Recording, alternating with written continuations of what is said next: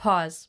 I'm Desanya Wet, artist, singist, gamist, and most evilest bimbo. On today's stream, I'm playing games, I'm drawing, and I'm hanging out with you, my best friends. And if you really like what you see, make sure to hit that like and subscribe, and press all those good buttons that'll make me happy. Thank you.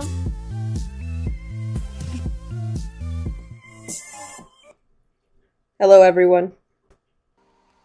Hello. How are we feeling?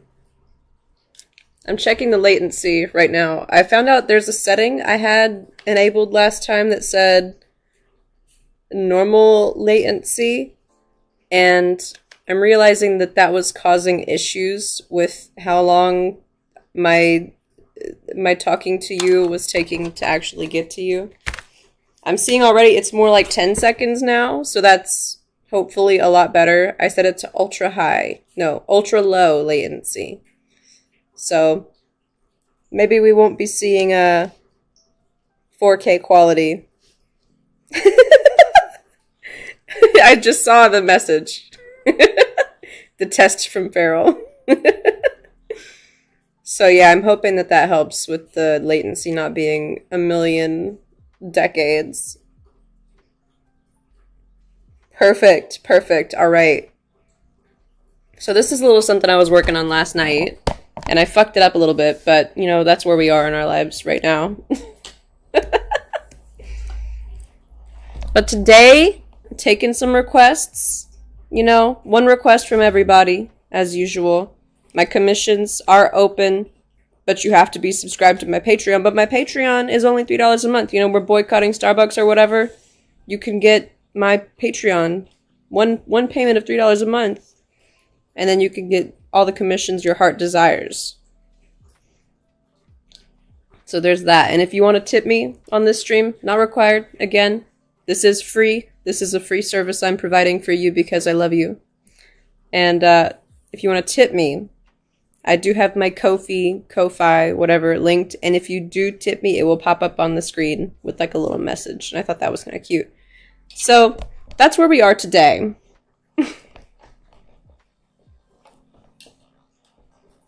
So while we figure out what we're going to draw, right now I'm just going to work on this because I have a lot more characters to add to it. And I also have to fix the characters I already have here because I forgot Mel's horns again, which is very, very girl-coded of me.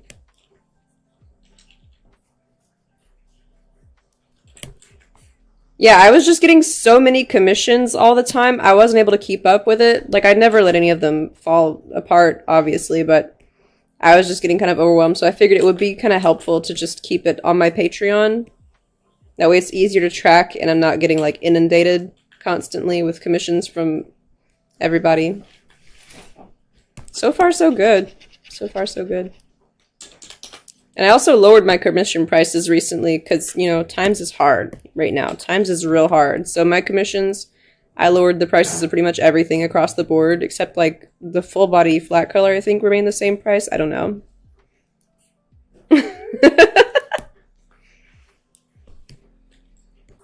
And my new, for everyone who doesn't know this, my updated commission price sheet is on my Twitter. I'm 90% sure it's also on my Patreon too. But it is 100% on my Twitter if you do want to see my prices.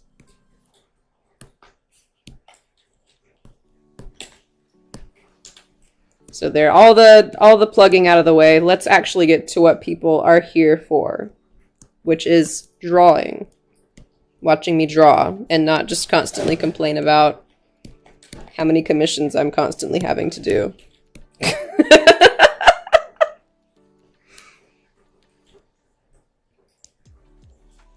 I am so excited that you guys are looking forward to commissioning me because I've honestly a little bit been missing you guys as commissions.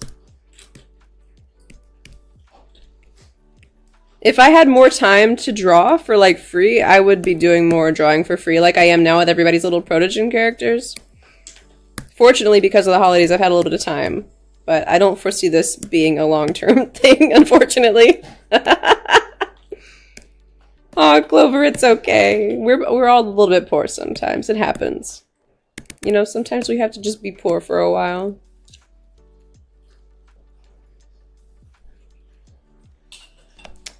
I do only have time because I'm a little bit putting off my comic. That is extremely true. I am extremely behind on my comic, actually, which is a little bit embarrassing. We have a comic server, like for the comic development group, and everybody in there has changed their name to like DOS, work on the comic, or some variation thereof. And I'm like, I'm just a girl. Yeah, Jax! Coming in with the birthday. If I had a way to track birthdays better, I would probably offer like a birthday discount. And obviously, since I 100% know your birthday, definitely you'll get a little birthday discount. But I don't know if that's on Patreon, if you can see people's birthdays.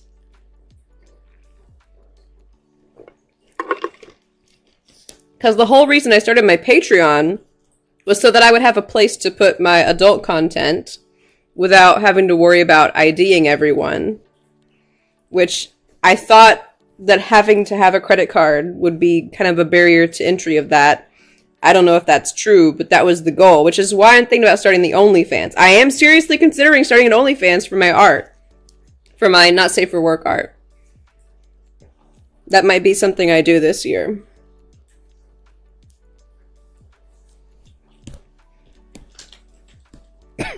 But I'm not 100% sure yet. It was recommended to me by a commenter in one of my previous videos.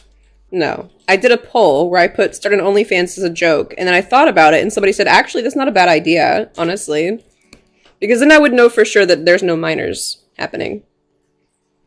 I love the energy. I would only start an OnlyFans for you. That's too funny. Well, then you guys could say that you have OnlyFans, and it would be a cute little conversation starter, because then you'll be like, yeah, I subscribe to OnlyFans. I subscribe to one creator, and it's because they draw sun and moon and furries. Hello, Emerald. Welcome. Yeah, so that's kind of the thought that I'm having. Being real.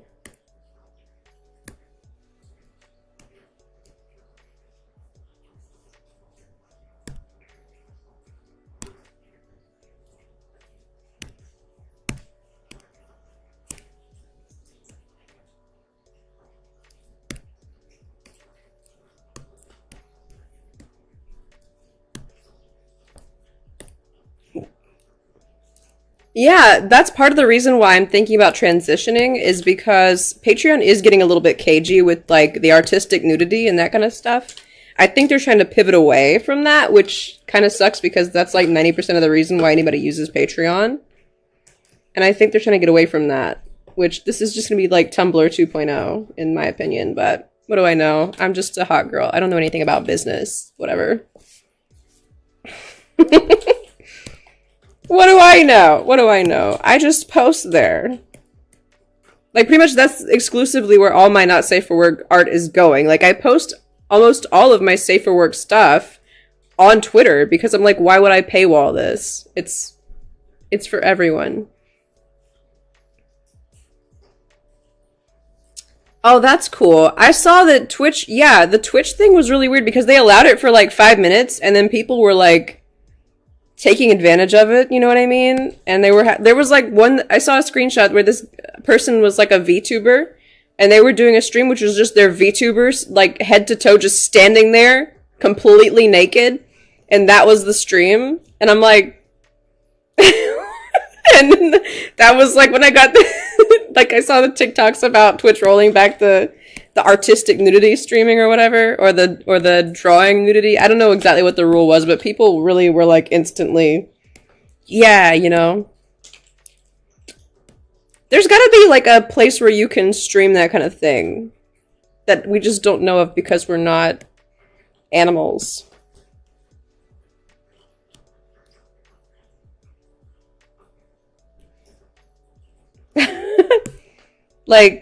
Like a cam girl type site, except it's not for cam girls. It's just Twitch, except occasionally you'll see like a VTuber.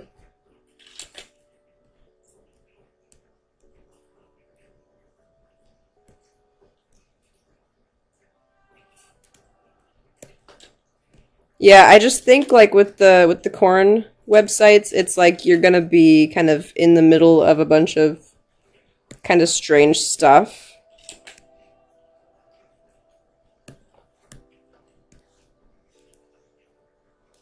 I don't know. There's a market there. There's also a market. Mine sells bigger than me. There's also a market, and this is an app idea that I've had for a long time. And I know it could not be put on the apps, any app store. But I was thinking like a TikTok for corn, where it's like 10-second to 1 minute videos, like snippets. That's my $1 million idea. I also had the $1 million idea of Ubers that are all self-driving cars. But that one, somebody actually did that one, so.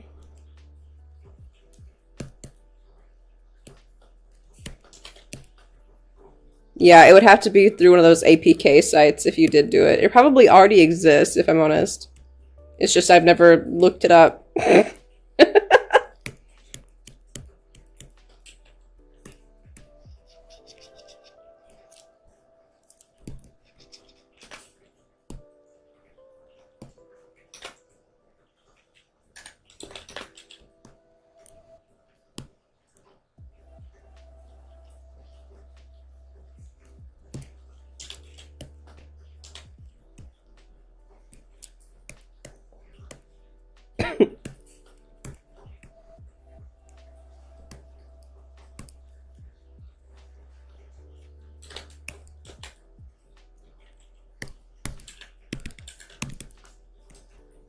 I love that we've all embraced the protogens so readily.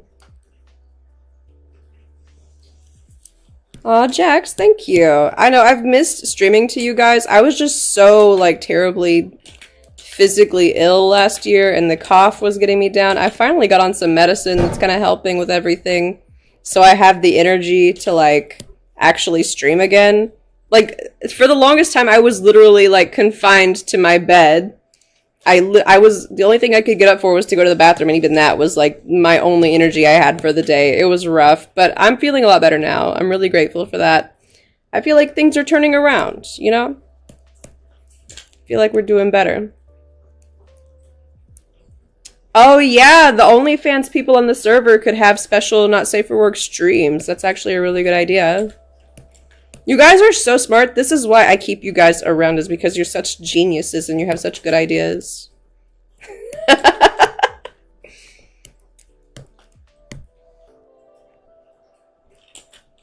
I'm gonna have to one day, here's the thing, I am gonna have to one day figure out how to do Twitch. I feel like that's just gonna be required of me at some point. I'm like really putting it off because I'm a grandma. And I'm so just, it was hard enough for me to even learn like Patreon and Twitter and all this other stuff. I'm just not, I used to be, and here's the thing, I used to be very technologically gifted. I was building computers in like elementary school. I was always a little bit of a whiz kid, and people to this day still come to me from my family for like technology advice. But it's just like things have changed so much that I don't even super know how to do any of it really anymore. Like I've aged out of the system. I did make a VTuber. I haven't set it up yet for the stream. I forgot I was supposed to do that. I completely forgot. I only have the PNG tuber. Yeah, it's like technology is moving so fast now, it's just really hard to keep up with anymore. And also, I was a little bit cursed. I had like a demon happening, apparently, I found out. I told you guys about that last night. But for those of you who don't know, the uninitiated, who weren't there on the call, for the new year, I decided to do some, like, a ceremonial, like, egg cleanse thing. And, here's the thing about me. I'm not a deeply, like, spiritual, you know, spooky kind of person, whatever. I'm a scientist, right? And so, my birth mother, she's actually a witch. Like, an nth generation witch. And I called her up and I was like, hey, what's a good cleanse I can do as like a symbolic starting the new year. And she told me how to do this egg cleanse. So I did the egg cleanse, and I saged the house, and I was like, okay, this is going to get me in the right mindset for the new year. And so I do it, and I go to bed that night, and I have a dream where there's a TLDR, there's a demon who comes to me in my dream and says, I will find you and I will follow you. And so I was like, that's interesting. So I told my mom about it, and she goes, oh yeah, you pissed it off. And I said, oh, what? Like, I wasn't even thinking about it. I was like, oh, this is a good little ceremony for a new year. And so TLDR, oh, the next thing that happened, she was like, you should get some of these gemstones to like protect and cleanse you and stuff. And so I go to Michael's, you know, because I'm like, this is probably urgent. I go to Michael's and pick up some of the recommended gems or whatever, like beads. I'm going to make like a bracelet and stuff to hang at the doors and stuff. I was like, oh, this is a fun little arts and crafts. I love it.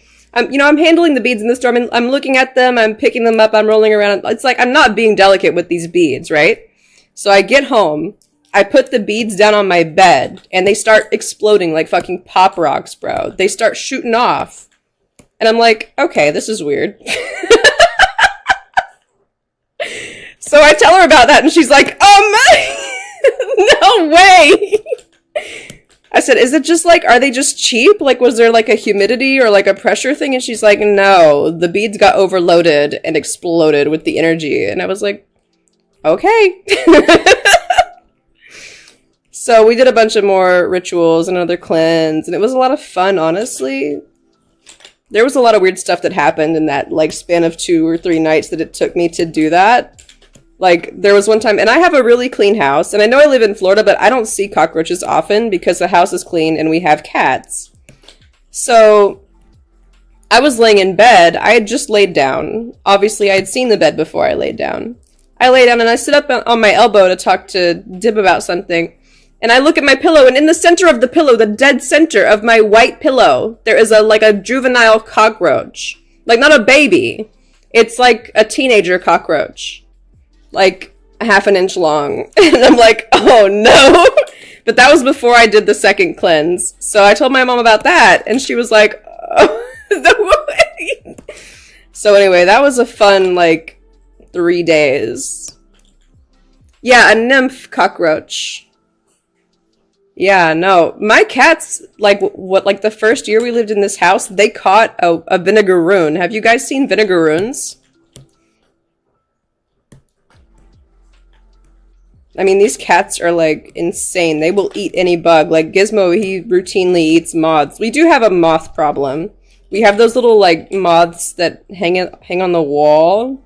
We have a really bad issue with those, and we talked to our neighbor. They have them, too. It's just, I guess, part and parcel of living in Florida or in this area. They're not the kind that eat clothing. They don't eat clothing, but they're, everywhere. They make little paper mache pockets that they hang all over the wall, and it's really annoying. And I was like, should we, get this house fumigated or something? Because they're everywhere. I think they're coming from the attic, because we have a big hole in the garage to the attic. Yeah, the vinegaroon, when I saw it, it was in 2 pieces when I found it. The cats are not slacking on that front. But I found it in the floor, and I was like, whoa, what is this, Jurassic Park creature? I'd never seen it before, and I looked it up. It's a vinegaroon, and it's called a vinegaroon. It looks like a scorpion, but it's not. Because instead of stinging you, out of the end of its tail, where a scorpion would have a stinger, it shoots a substance that smells like vinegar. And that's its defense mechanism. And no, apparently it's totally harmless. It just smells bad. So I wasn't worried about Gizmo. He was chilling. But I just had never seen one of those things before. It was literally a Jurassic Park bug. This thing was 6 inches long. And I was like, this is crazy. What is that? Totally harmless. They can't even bite. All they can do is make a stinky substance that they shoot at you that smells like vinegar. Not poisonous, not toxic, safe to ingest. Not that you would want to. But it's like a skunk of the bug world. There's all kinds of crazy animals that ain't nobody knows about until you run into them. Like, I didn't even think that narwhals were real until I was, like, deep into my 20s. I thought people made those up as, like, a unicorn of the sea. I thought they were fake for books. Because I was like, what kind of animal has a horn?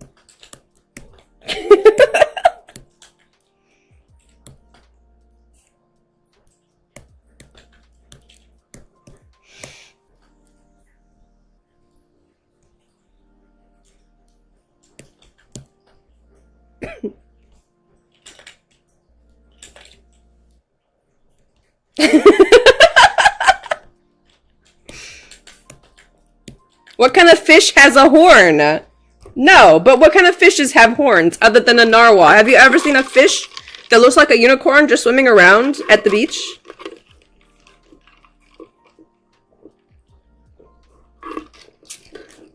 I never have.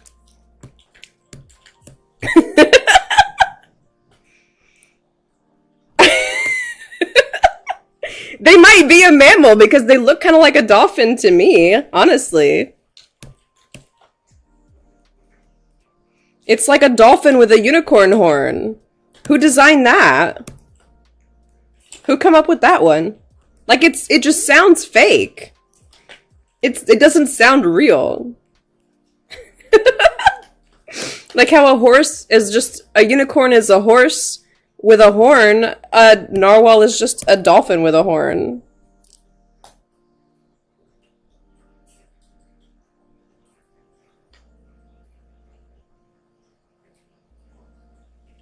So Mel just sent me a DM. They said, Das should do speed paints while going off about alien conspiracies. This was a thought that I had yesterday. Because I'm deranged when it comes to aliens. I'm insane. I'm an experiencer. So there's that. There's a lot of... I have 2 alien experiences. One is significantly more interesting than the other. And both are equally as unexplainable, right? Oh my god, I love telling these stories because some people just, like, don't even believe me. I'm like, no, this is my life. There's a lot of intelligent people who are, like, scientifically minded who have these experiences. They're really good. I love aliens. I can't wait for them to come and take me back to Zeta Reticuli or wherever we're going. Forget it.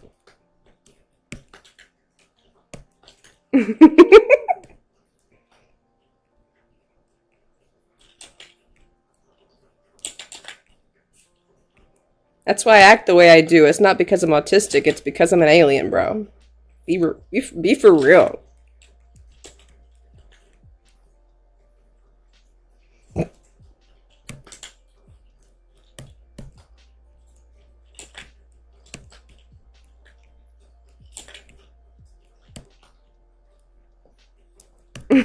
That's what I'm saying.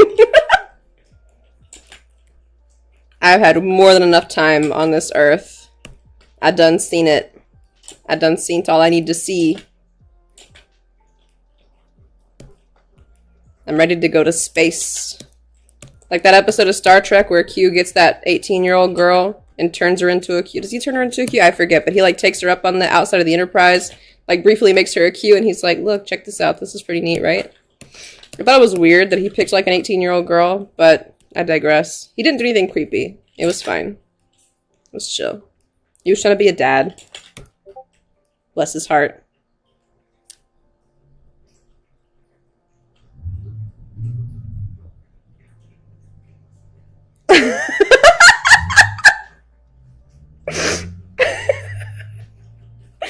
Okay, no, that needs context. From the Discord, Farrell says, if Das ends up not being related to her grandpa, how likely is she to go off on the deep end about being an alien? Okay, so here's the thing. My grandpa recently died. Don't feel bad because I didn't know him and apparently he was a bit of a jackass. In the will, it said in order to get the proceeds of his estate or whatever, all of his grandkids have to be DNA tested and be proven to be his next of like kin blood relation in order to qualify.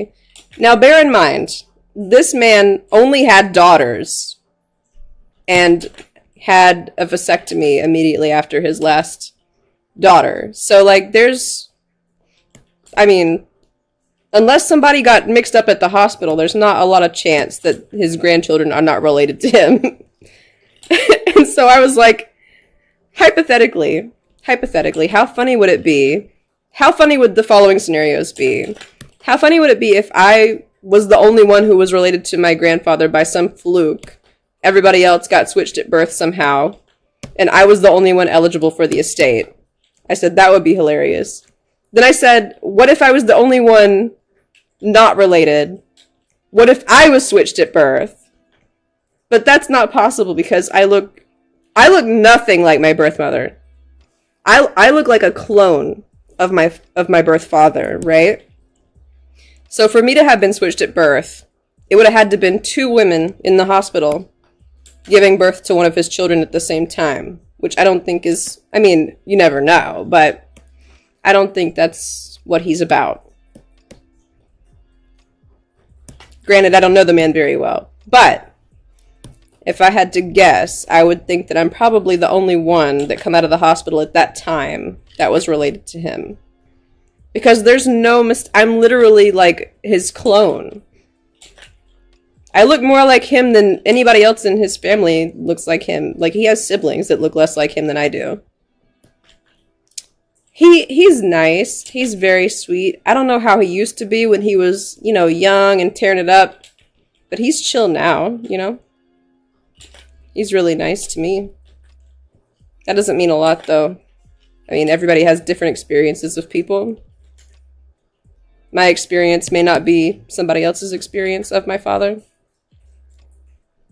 But I just thought it was funny, like, what if none of the grandchildren are related to this guy and it was all just some really big, like, clerical fluke. We all got switched at birth on accident. Because, like, how do you keep track of that? Like, I don't know how they keep track of babies in the hospital. But at the same time, I saw a girl on TikTok today who works in the labor and delivery area. And she's like, I delivered 9 babies in October. And I'm like, I thought y'all would deliver 9 babies a day. Maybe I just don't know how it works. Maybe it's not that hard to keep track of after all, because you probably only got one person giving birth at a time, apparently, in each hospital. I don't know. I'm not a birthologist. I'm not a doctor. But I was just thinking about, like, different funny scenarios that could happen.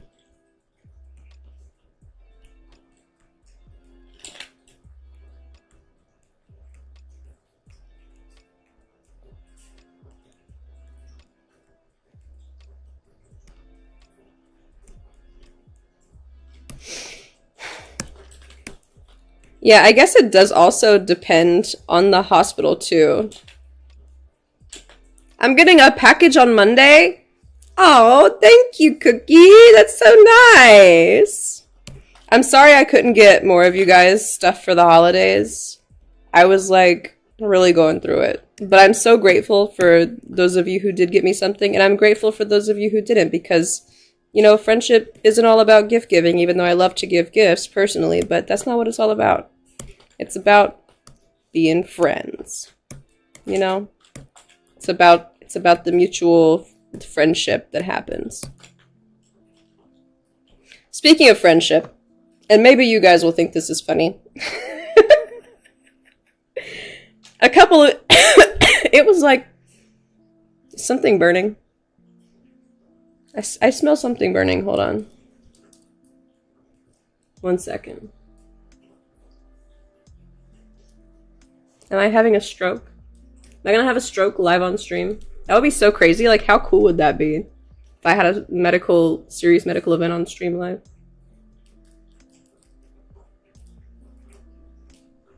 No, something is definitely burning. Hold on.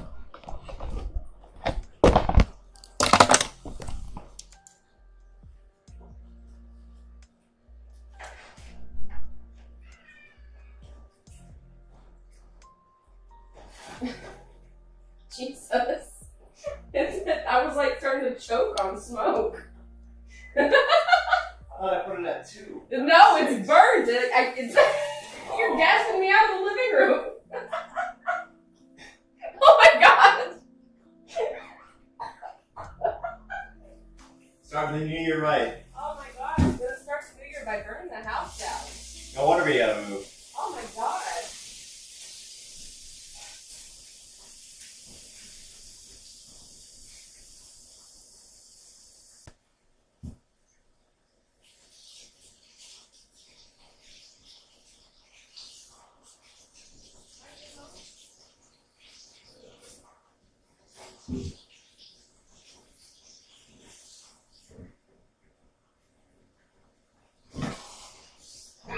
Dang it. Oh my god, it's so burnt!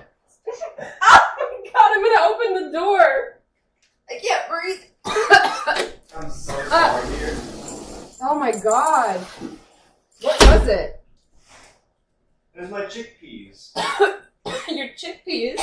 Oh my god! I thought it was at hour 2. I didn't realize it was 6.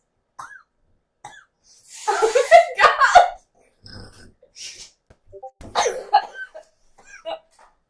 Jesus Christ. Get a fan. Yeah, I'm turning the AC over. How do we turn on this fan? It's air circulation. Oh my god. No. No shot. I can't breathe in here. There's so much smoke. Oh my god. So, Jesus. I 100% thought it was at 2. I'm so sorry for interrupting your stream. It's okay. Jesus. This one thing will get you so many views. Alright, so the house almost just burnt down. This is great.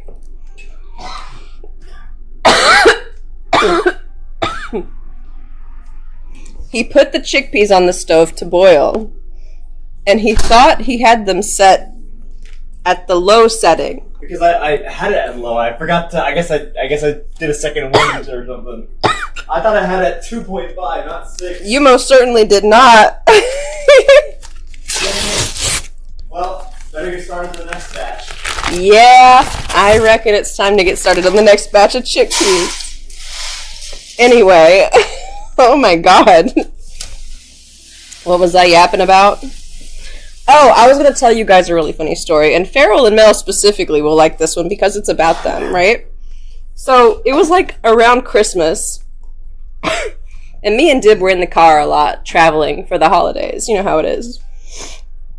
And I got to thinking, because I got an autism TikTok, and there was this autistic girl who makes a lot of, like, content about being autistic.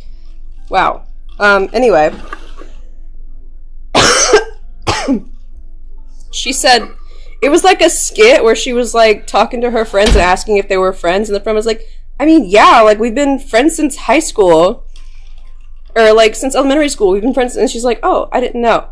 I had that experience. I was thinking about Mel and Farrell, because I had just, like, I was thinking about their Christmas presents, for some reason. I think Farrell's Christmas present had just been delivered. Yeah. And,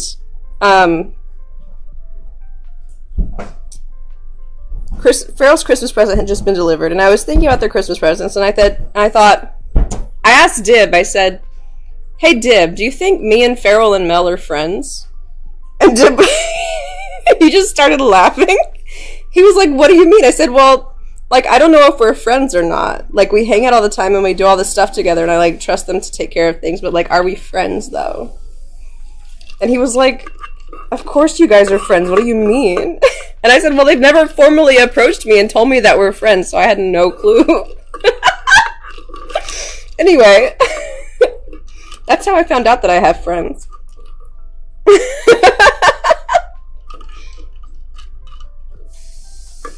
Yeah, see, we got confirmation in the chat, everyone. Farrell's confirming. I'm sure Mel would confirm, too. And I'm sure I have a lot of other friends. Like, I would think of Jax and Cookie and the Lethal Company group I've been playing with lately as friends as well. It's just hard for me to define what a friend is, because I don't really know. But I like you guys. Cookie says, just so you know, Jax, me, and Wally are your friends too. That's what I thought, because I was like, I thought you guys were my friends, but I didn't know, like, if you guys felt the same way, you know? I was like, maybe I'm just projecting, I don't know. Maybe I'm just claiming people as friends who are like, you're fucking weird, bro. But no, yeah, I was like, thinking about it, I was like, are we friends? That's my life. I love that. No, it's totally fine. We don't have to, like, talk constantly. I understand that's not a prerequisite of being friends. I do regard you fondly. I do regard you guys fondly. But now that I'm doing my YouTube, I'm gonna have all kinds of friends. I'm gonna have boyfriends and girlfriends and they friends. That's what I'm calling my army. You know what I mean? My fandom.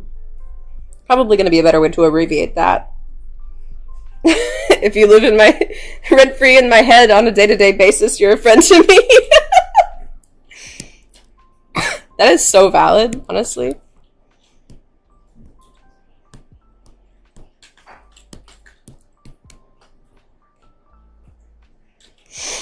But yeah, no, I had that moment and I was thinking about it. I was like, that's crazy. We kind of are though, aren't we? Aren't we all friends? That was crazy.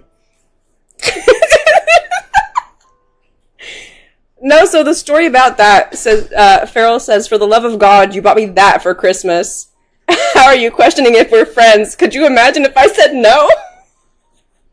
So basically what happened was me and a couple other people, I can't remember exactly off the top of my head who it was right now, but me and a couple other people chipped in for Farrell a gaming computer for Christmas so that they could play Lethal Company with us. Because that's how bad we wanted them to do it. That's how obsessed we are with the game. And so we bought them a computer to play it on. And that was what they got for Christmas. It was kind of, on my part, a little bit of, like, because Farrell's been helping me so much with working on the comic lately, I felt bad, like, not being able to, like, properly monetarily compensate them, even though we are friends. And this is, like, you're doing it out of love or whatever. I felt guilty. So I also partially did it because I wanted to a little bit somehow pay them back for all the work they've done on the comic, because they've done a lot and they're keeping me accountable, so that's not nothing to sneeze at.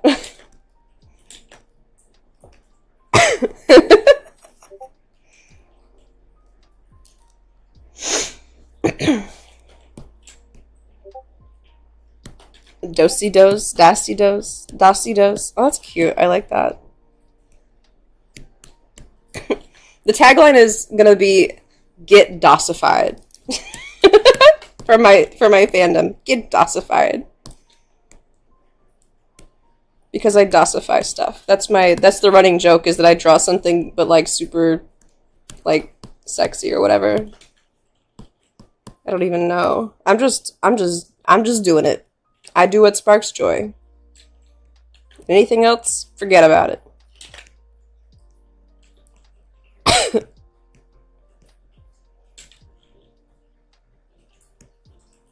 I'm here for a good time, not a long time.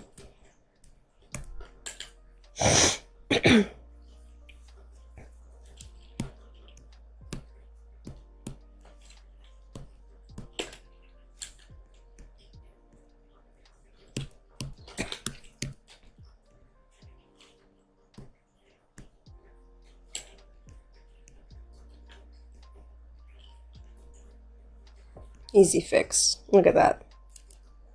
It's not yassifying, it's dosifying. That is so true. I think that's where it came from, actually. Because I was like, it was like yassifying, except it wasn't super yass. It was more like dos.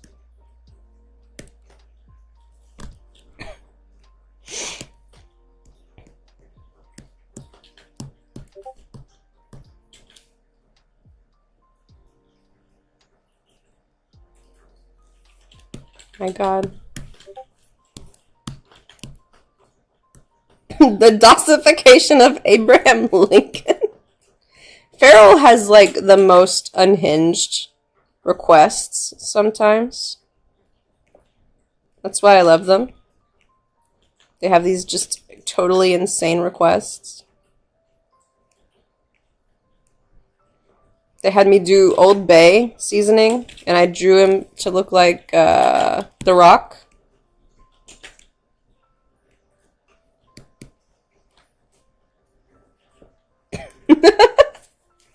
Farrell is such a treasure.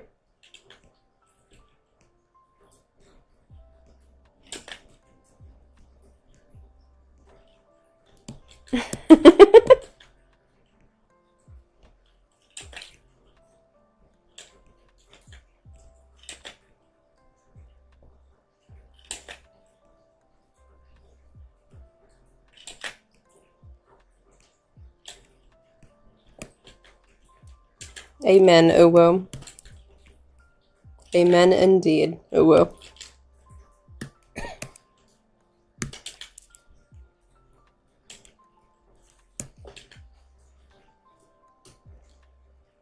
Can't believe Dib almost burned the house down while I was live on stream. Can you believe this? What the fuck? Can't have shit in Detroit.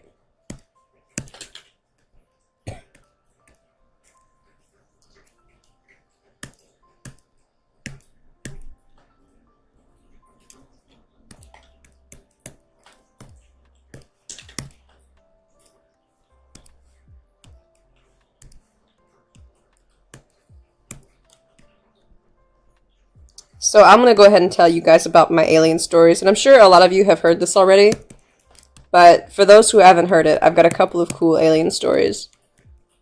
So my first alien story and my most tame is I was a very young child. I'm pretty sure I was in 2nd grade, but I'm not 100% sure. So I was very young, not at all interested in the phenomena, you know, just a kid, right?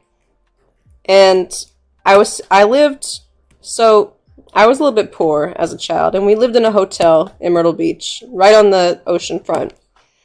And it's not there anymore. It's been destroyed like 2 decades ago. But I would go out on the roof and like star watch. What I was really interested, though, I was interested in watching airplanes, and I still am interested in watching airplanes, but I would go out there on the roof and I would watch airplanes until I got sleepy and I would go to sleep. So one night I go out there and I'm watching airplanes. And I'm watching this one airplane. It looks like a regular airplane, just 2 little white lights side by side in the sky. I'm like, oh, cool, an airplane, because it was going out towards the ocean.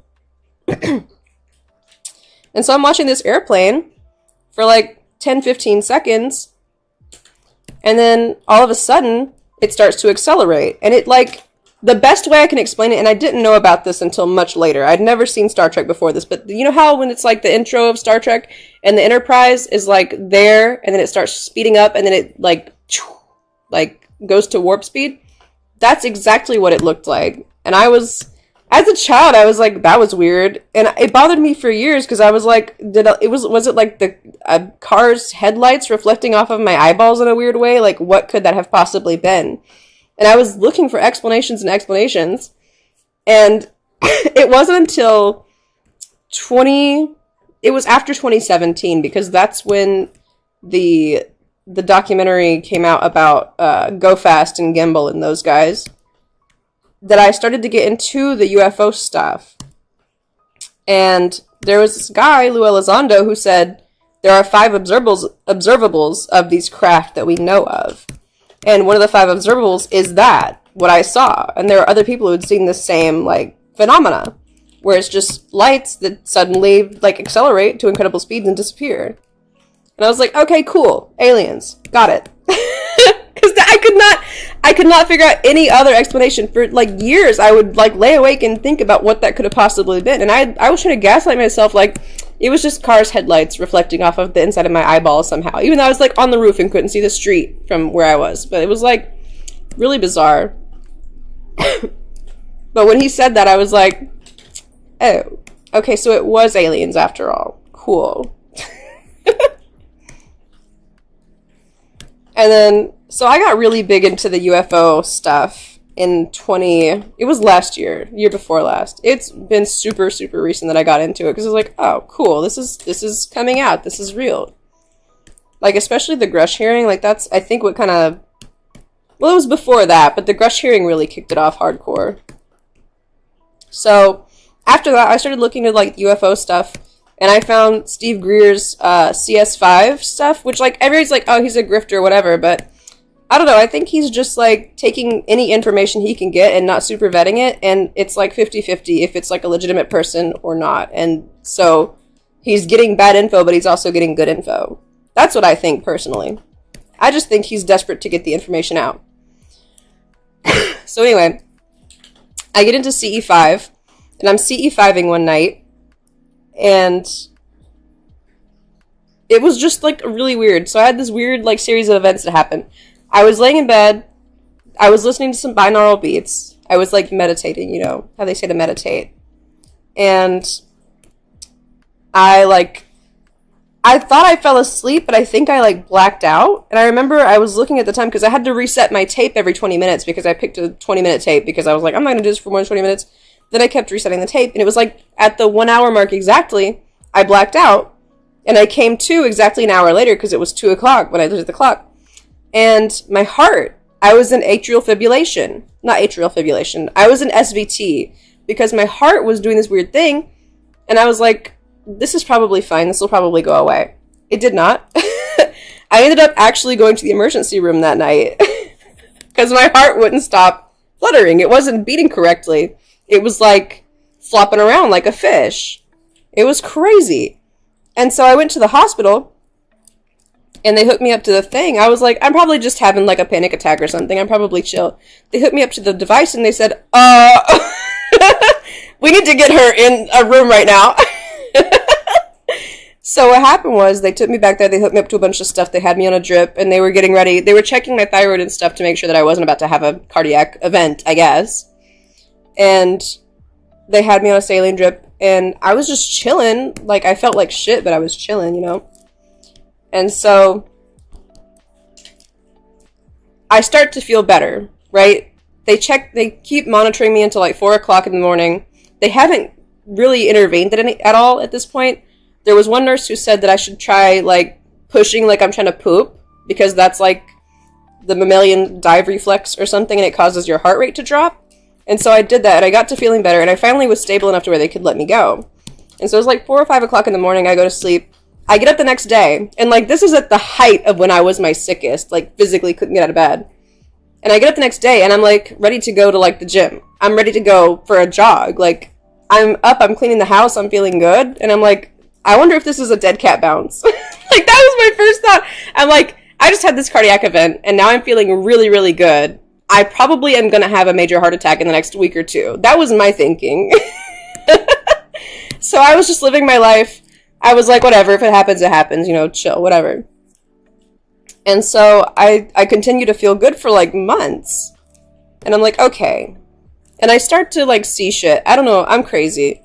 But it was this really weird series of events where I was seeing stuff, like lights in the sky, and I had all this energy. And, like, what I was specifically meditating on, I was like, hey, you guys...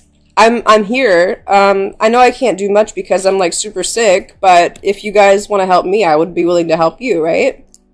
Right, that's what happened next. Like I think it was like a week or two later, I have this dream where Dr. Mike comes to me to the front door. He knocks on the front door and he's got a buddy with him that's an equally hot guy, right? They're dressed like fucking Mormon missionaries. And they're at the front door and I open the door, really vivid dream. Like he's all smiles. And I'm like, oh, hi, how can I help you? And he goes, hi, we're aliens. Can you help us build this gun?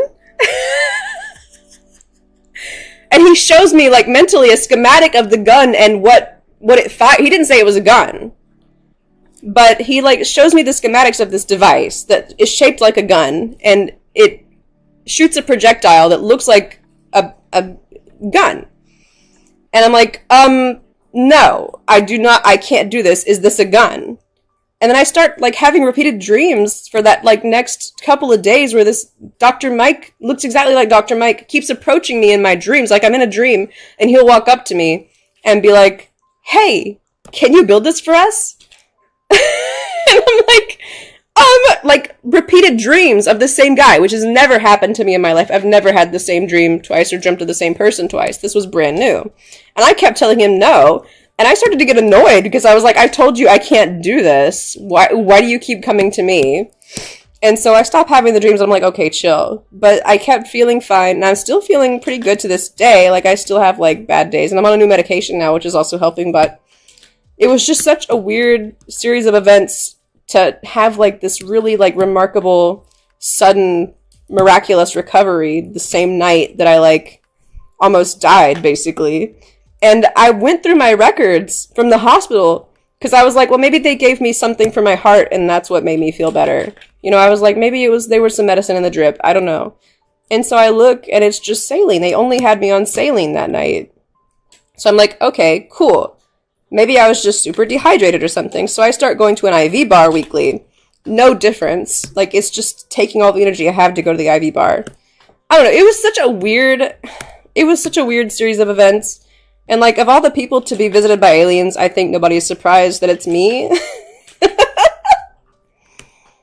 I don't know. Have you guys had any alien experiences before? Leave a alien emoji in the chat if you have.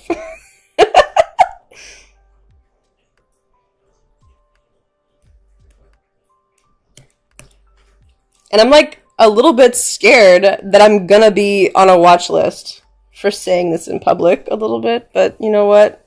I'm a little hot, you know? Girl's saying, check your DMs. Make me bigger than Zells. No, I'm not making you bigger than Zells. You're gonna have to live with this. I'm sorry. You're gonna have to live with being smaller than Zells. Oh yeah, a lot of people see Starlink and think it's aliens. And I feel so bad that I have to be the one to, like, break their bubbles and stuff, but it's, I mean... Starlink is, I still have yet to see Starlink. I want to see Starlink. But I live in Florida, so I see a lot of, like, SpaceX launches and stuff regularly. It sparks a lot of joy.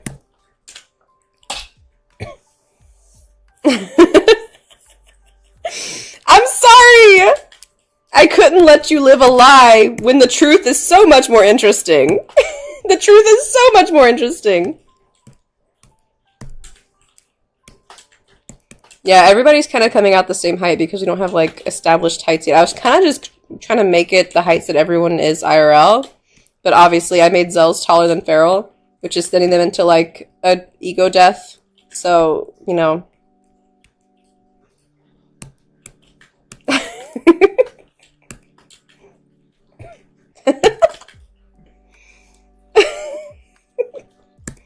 It sparks a lot of joy for me. I don't know about you guys. It makes me laugh.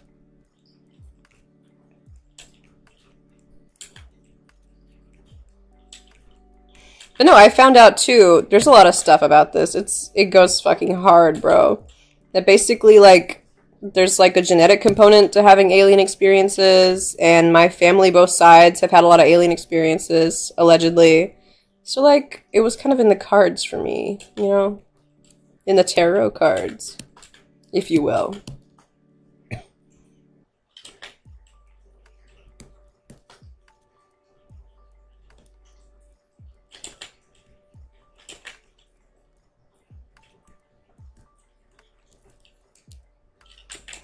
Actually,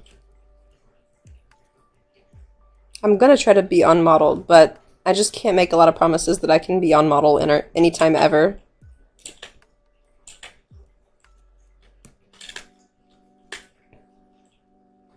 5'8" to 6 foot. That's a respectable height. That's good. I don't know what height they are normally. I don't know what, like, canonically they do. Oh no! They're fighting in the chat!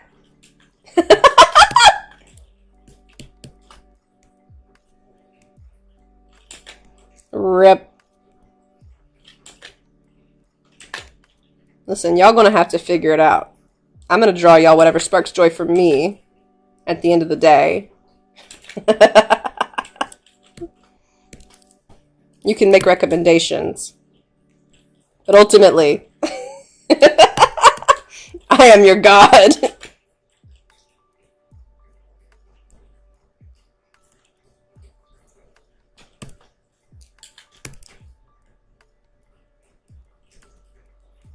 You guys' designs, and here's the thing about people who like follow the rules for the species or whatever. The designs get a little samey and boring. I like that you guys have no prior knowledge of this, so you like just went totally crazy. I am so obsessed with how unique these designs came out because you guys have like just barely any prerequisite established like notions about these guys. Slash Jen.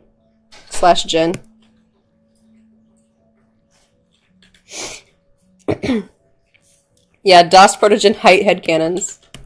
Let's go.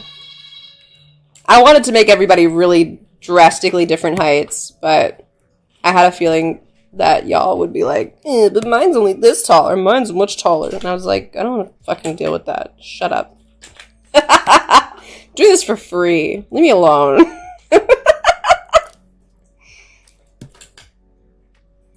Cause like realistically, I want the size difference to be like this, right? You got a little guy here, and maybe this is mine, you know? And then I was thinking like Zell's could be like this even, you know? And then maybe Feral could be here, right? Cause you're still really big, you're just not the biggest, you know? Because then we could do stuff like this, where it's like the little guys sit on the big guys' shoulders together. You know, like that kind of thing. I thought that would be really cute, personally. Yeah, you guys love it. Yes! Yeah, see? I know what the people want. I know what the people want. What the fuck? I know what people want. What the hell? I wouldn't be an internet micro celebrity if I didn't know what the people wanted a little bit. Come on.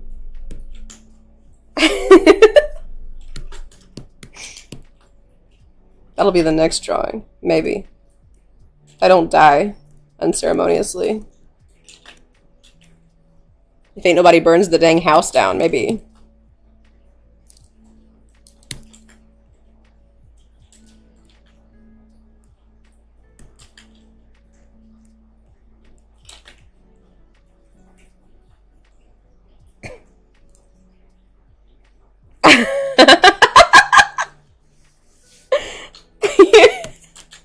No, they're gonna put us on Fox News, bro. They're gonna put us on Fox News for being mentally ill liberals, bro. Joe, many liberals does it take to change a log by bulb? Too many? They can't, too busy, their gender. That's a mood, for real. I can't change a light bulb. I gotta worry about what's in my pants. Gentlemen, we're liberals. Bro, that is my favorite post on the internet, and I don't even know if it's real. It is so good.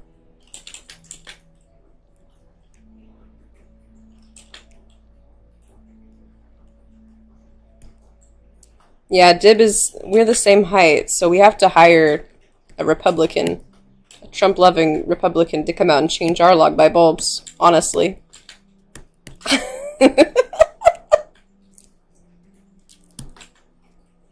Can't do it, sorry. Too busy.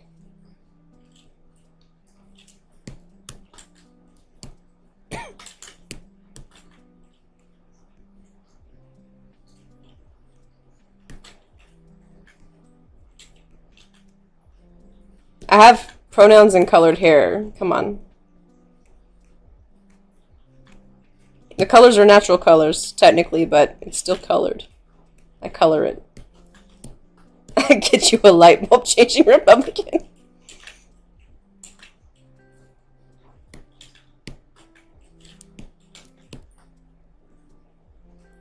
One in the chat if you thought my hair was naturally this color.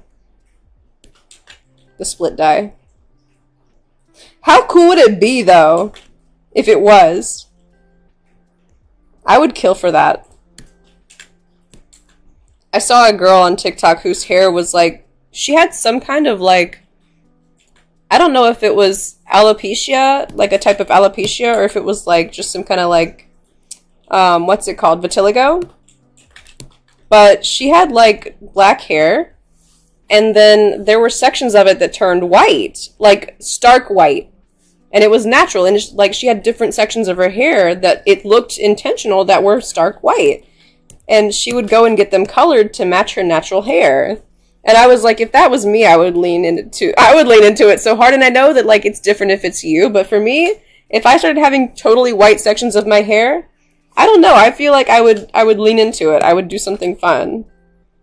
And she probably has. Like, she's probably lived that life where she's done something fun and now she just wants her hair to be normal, but I don't know. I think we're in the era of having different hair is not really that punk rock anymore. It's very normal now. It's not like gonna get you disqualified from a lot of jobs.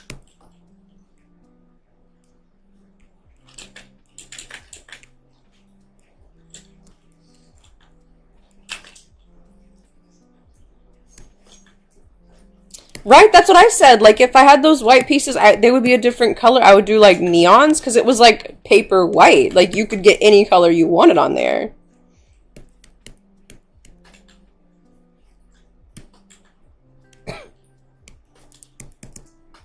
Rocking the berries and cream little lad aesthetic. No, that checks out. Yeah, that follows.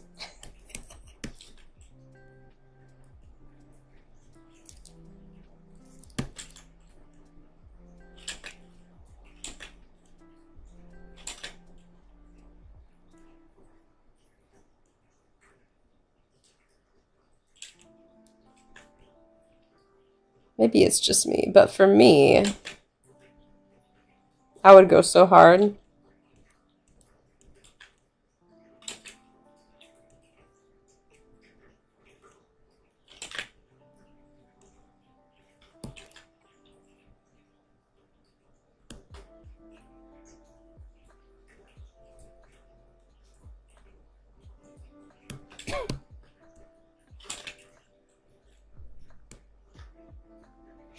Oh my god, the beans, bro. Same. The toe beans. That was such a nice touch.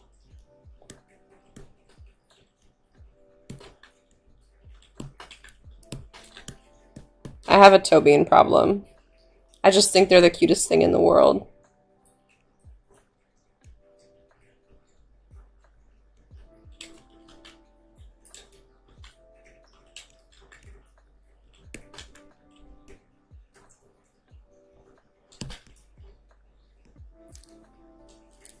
Hello, GD Cat. Welcome.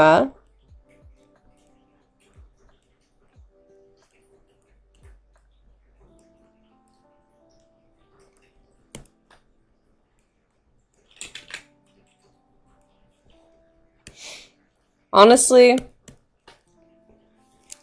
it is not too late for a request. Perfect, because that's all I'm doing.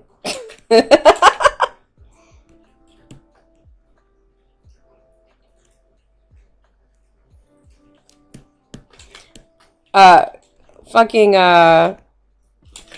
Cookie got me these tights. I don't know if it was I think it was for my birthday. That have little toe beans in the bottom of them, little rubber toe beans. I've been so obsessed with these tights.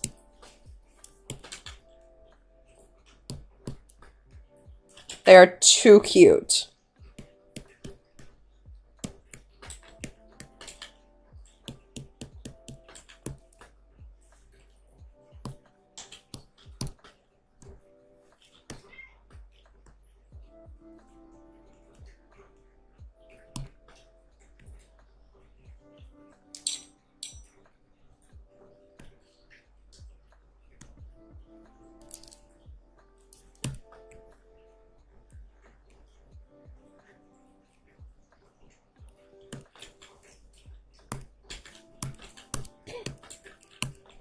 I just, furries are great. There was a while there where I was like, my full-time gig was doing furry commissions.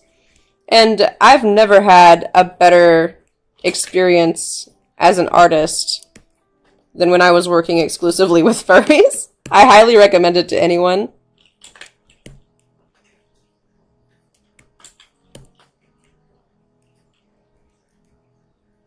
Teen boy furry anthro fox wearing sunglasses, short sleeve, crop top hoodie, and shoes. I can do that. Is there like a specific type of shoe that you have in mind?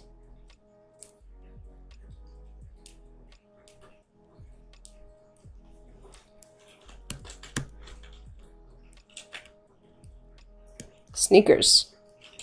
You got it. Vans. Yes, absolutely.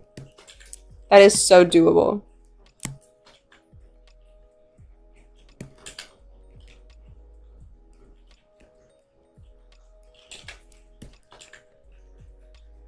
Yeah, honestly, like, I don't know. I've never met, and maybe, you know, I don't know if I ran in limited circles or what, but I've never met, like, a furry who's, like, I don't know, toxic.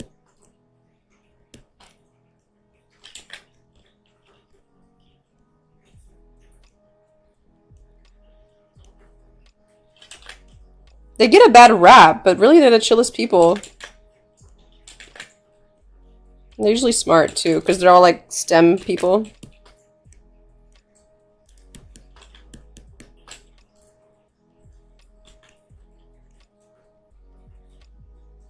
No, I'm sure there are, because I've seen the pictures of the fursuits floating around that are, like, what's it called? The Confederate flag. But, like, yeah, exactly. The community calls them out. Like...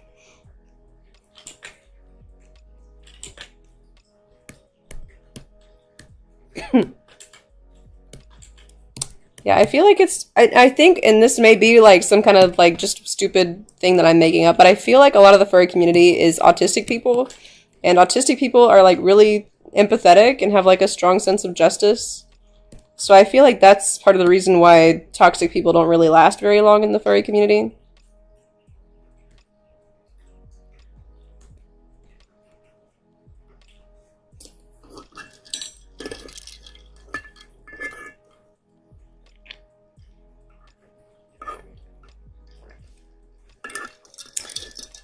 You got it.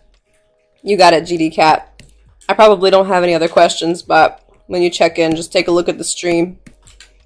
See what's going on.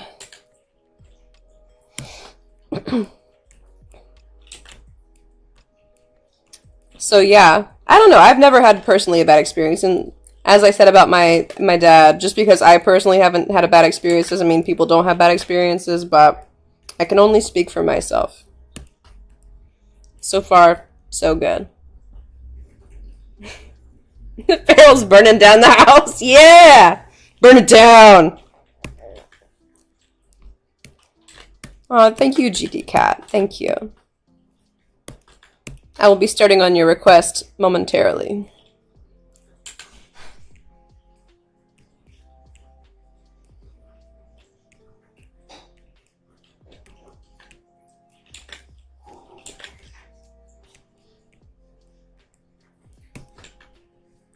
This is such a cute design. I'm obsessed. What the heck?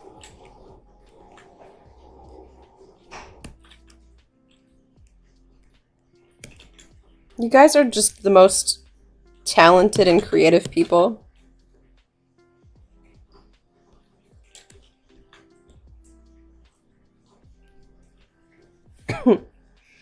Yeah, I got him not wearing no pants, but he's a furry. So it's chill, and I'll keep his arms to the side. Is there a project you're using this for? Or is it just for fun? Wait, there's horns here. Hold on. Are these moth antennae?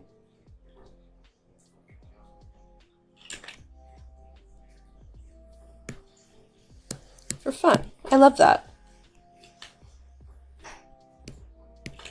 Ah. Well, art is subjective. And like I always tell everyone, shitty cake is better than no cake at all. If you're gonna make some bad cake, people are still gonna eat it. So make that bad cake, because the next cake you make, guess what? Guess what happens when you make that bad cake and people still eats it?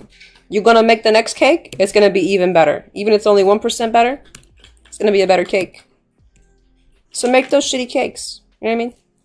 I gotta start somewhere. That's the pep talk I always give when people say their art's bad. Because there's no such thing as bad art. There's funny art. there's a lot of funny art. I don't think there's bad art. I think there's art that's not to your own personal liking.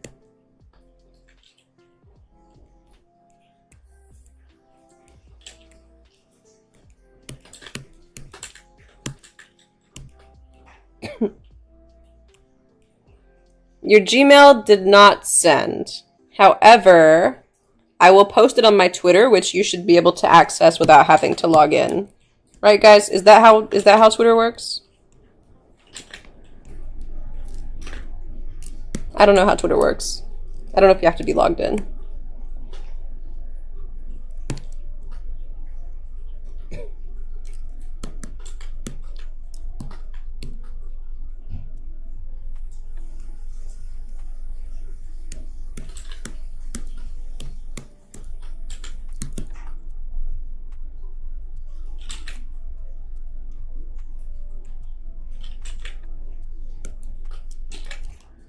Oh wait, this goes here.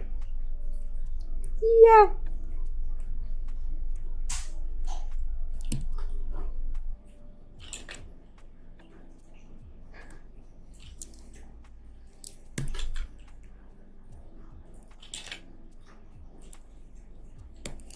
Can't believe Dib almost burned down the house.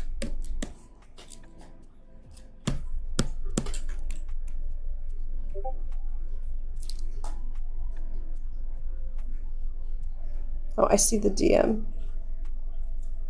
Perfect. Perfect, perfect.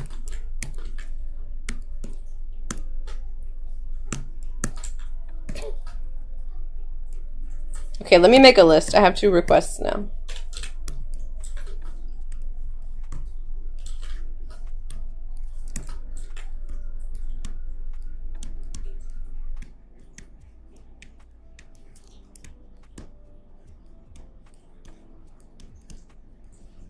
Perfect.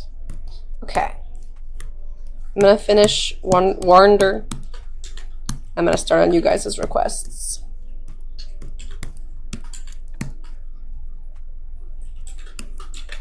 So what have you guys been up to this week?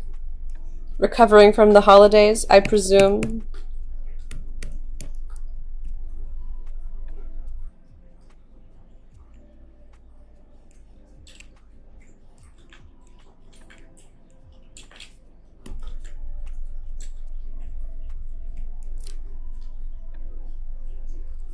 Oh yeah.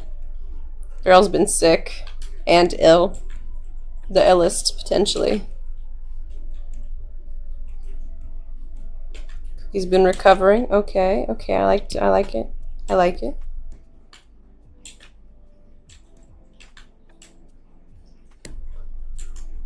"22-hour drive. Jesus. That's entirely too many hours.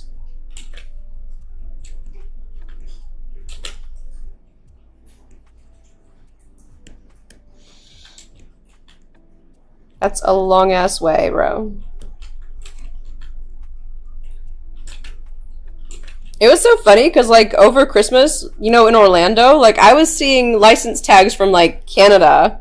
I was seeing tags from everywhere. Everybody came to Florida to celebrate Christmas and New Year's. I almost said Hanukkah. I mean, they would be celebrating that too, but I was just shook at how many out-of-state tags it was everywhere. Like, not just out-of-state, but, like, across the country. I was seeing tags from, like, Utah, Montana, Michigan. I was seeing tags from everywhere. It was crazy. That's one of my favorite games to play, though, on the road, is looking at what state everybody's tags are from and seeing how far they've come. I don't know.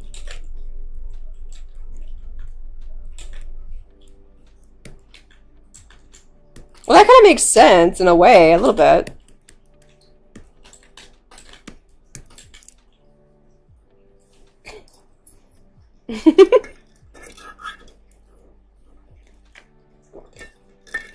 Yeah, Zell's recovering. Functioning sleep schedule. Let's go.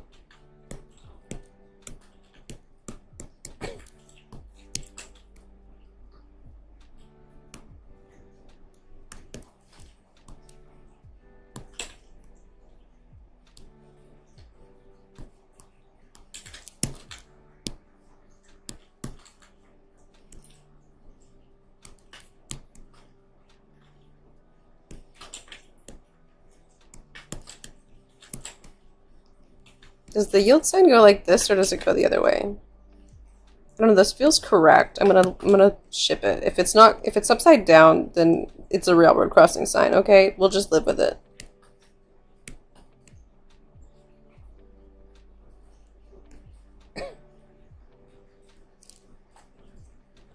That's how it be. Bet.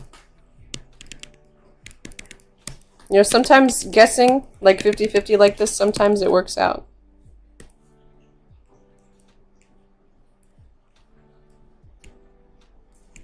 I also don't know if that's how you spell yield. But I'm also not even pressed. It's fine.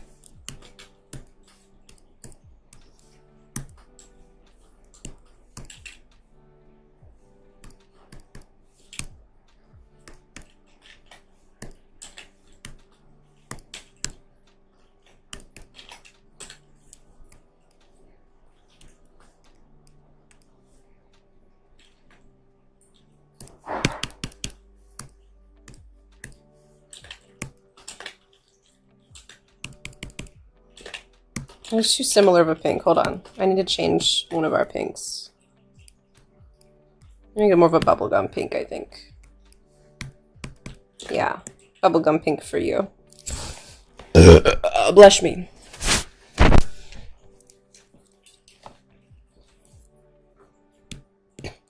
Poor Ranger doesn't like the air fryer. Ooh. Ranger doesn't like the air fryer. Ooh. Oh yeah, see that was one of the biggest issues I had when I was using like a drawing tablet that had like the screen. And then I was using like a separate screen also, and like they were always two different colors. Like I've just given up, honestly. I just do what looks best on whatever screen I'm working on, and then if I look at it on my phone and it looks completely different, I'm just like, whatever. I'm not even that pressed. It's like you can only do so much, and everybody else's screen is a different color than your screen too. So it's like, how do you even know what the person you're delivering it to is gonna see, you know? You never even know if they're gonna see it right either. So you just gotta kind of like, just do your best. Unless you're in like CMYK and you're like actually printing, it's like, what do you do?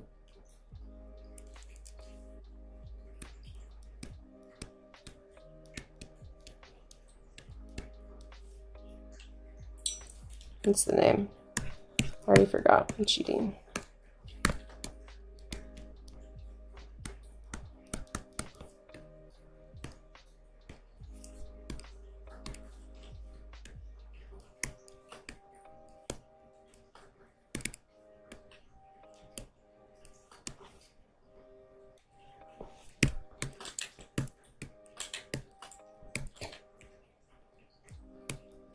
Like I said, shitty cake is better than no cake. Especially when it comes to something as minor as colors. So my canvas is 4,000 pixels by 4,000 pixels, and it's at 300 DPI. That's what I typically work with.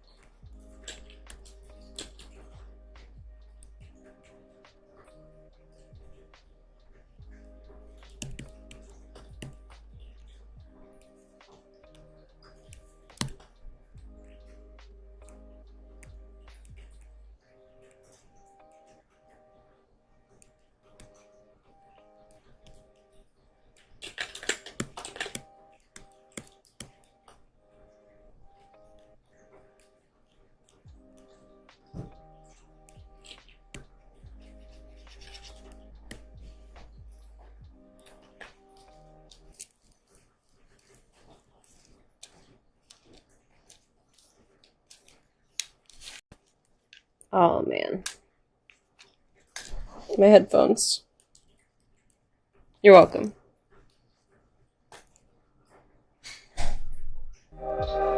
Happy to help. Oh, jeez.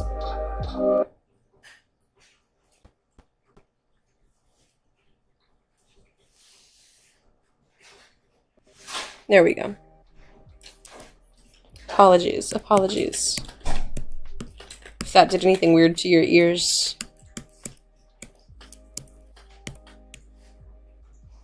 Hey, GD Cat, you said this was a fox, right?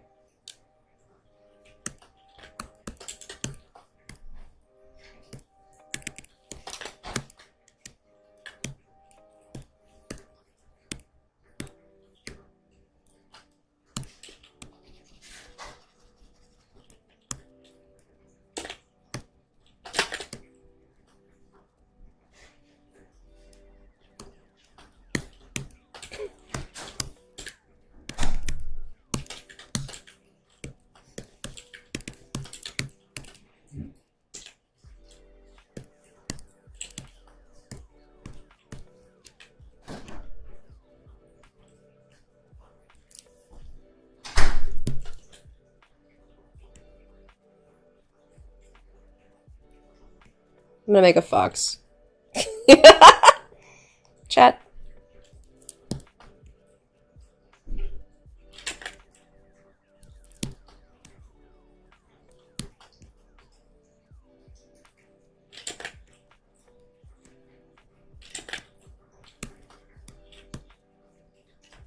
Thank you. Thank you so much. Farrell, the real one.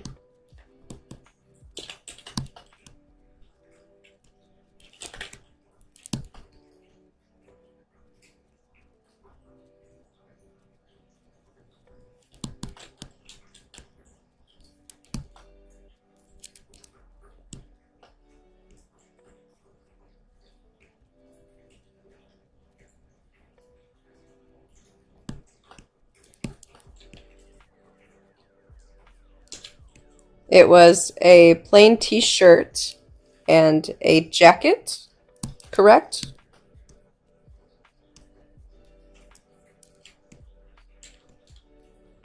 And no pants and Vans. Okay, remind me, because I don't remember. Sunglasses. Crop hoodie.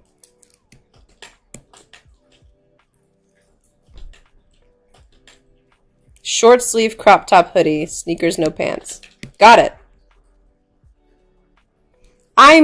Okay, so here's the thing.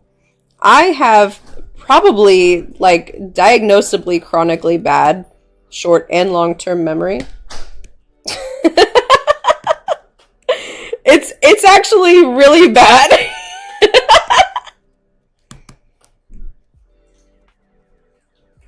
I'm lucky to remember what year it is. I always joke that, like, if I ever was, like, in an accident and they had to check, like, if I could remember what year it was and who's the president and that kind of thing, I think that they would take me in for, like, a head trauma code, because I fully, like, that's not something I can even remember, like, normally. Zaz! You can't! Don't do me like this. I didn't know! I didn't know! How was I supposed to know?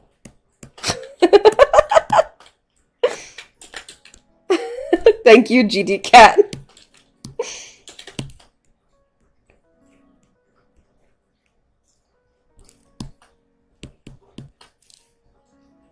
It's actually hilarious.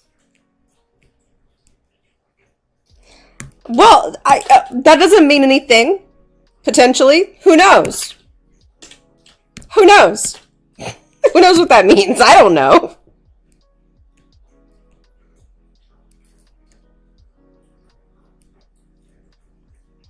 Yeah, I didn't update the description.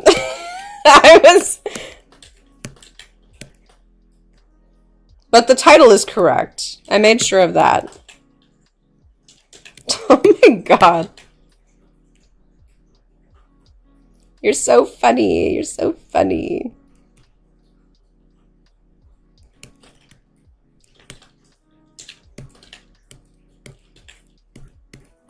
Short sleeve crop top hoodie that he shows the tummy below.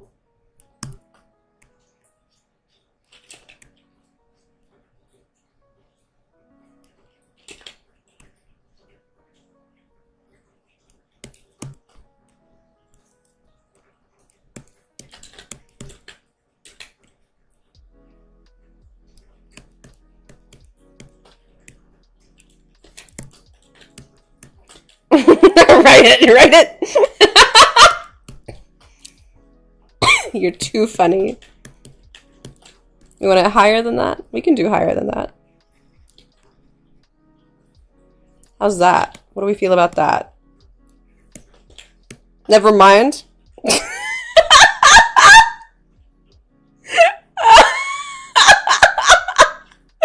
No, hold on. I need to take a drink. Stand by.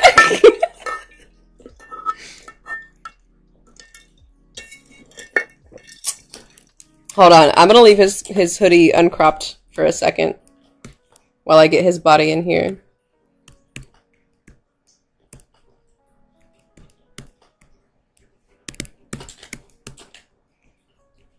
And then I think it will be easier to make a final decision.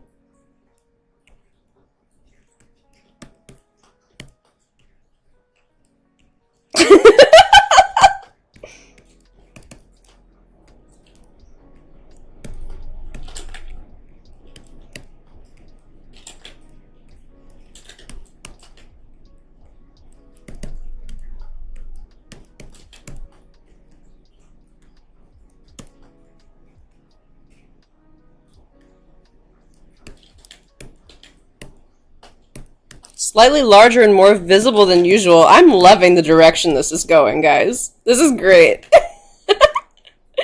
Oh my god. Okay. No, we're chilling. We're cool.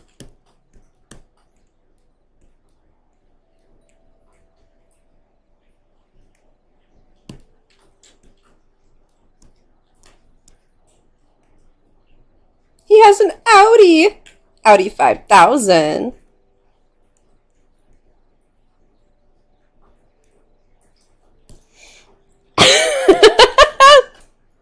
Alright, so we're giving him a big belly button. Not Audi. I got you. Not Audi, but big. Audi Q5.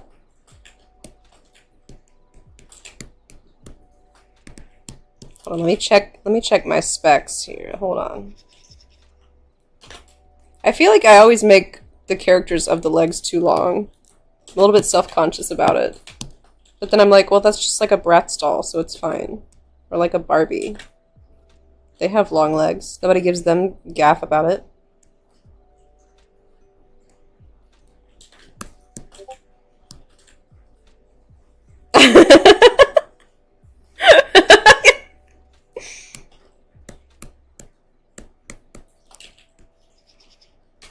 They tried to put my art on the cover of Vogue, but I drew my legs too long.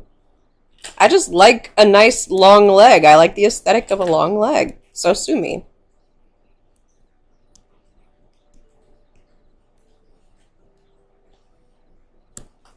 Dossification of the furry community.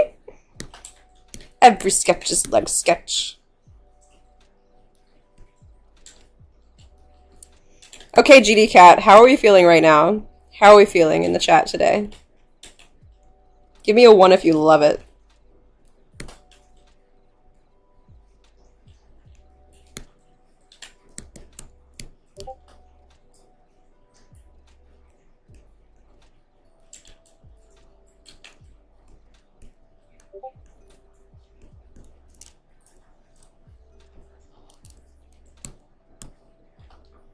Perfect. Love it. Love it. I'll take it.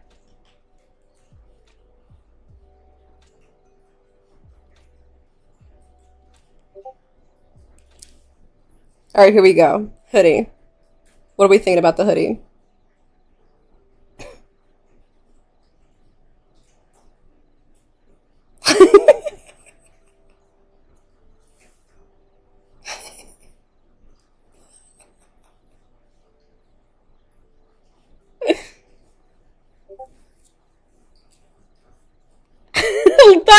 Yes, winged liner! Yes!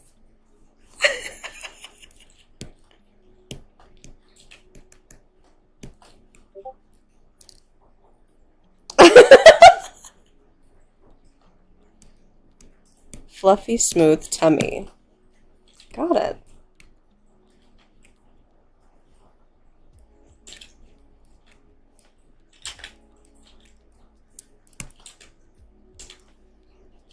Half sleeves. Got it. I think.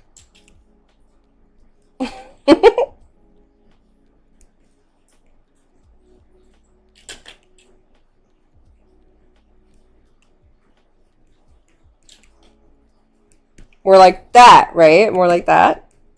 Is that what we like? Right there?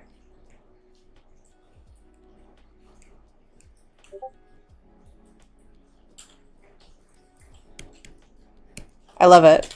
Perfect. I don't know fashion. I'm gonna be real with you.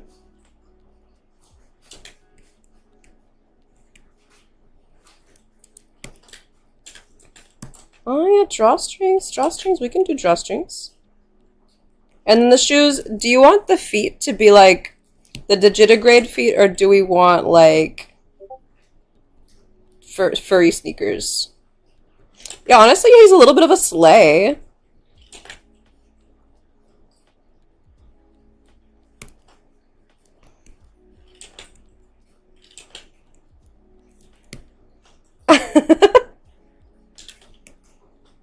Just normal Vans. Okay.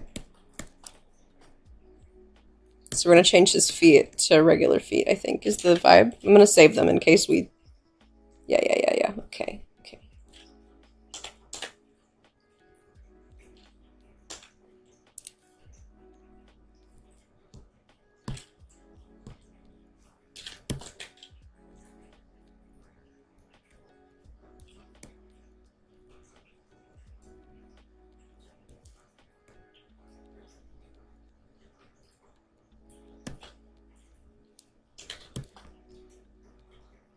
Dosified what?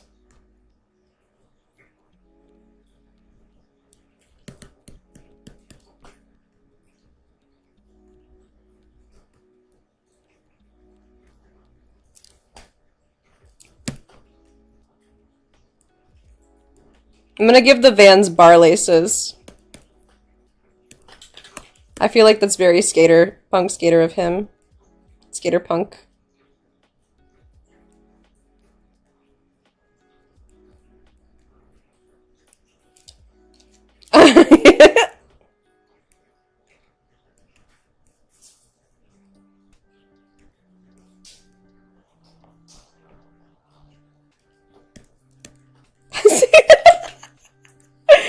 Yeah, and we love that for him. We stand a stomach grumbling king. Hell yeah.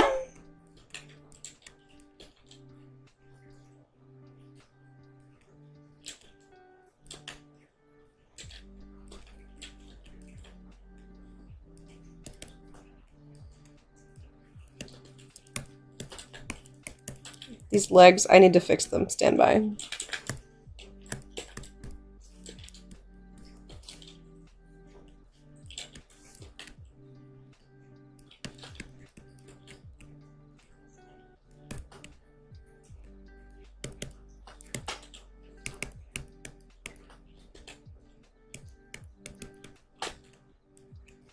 Do a lot of people compare David Tennant to a Fennec Fox?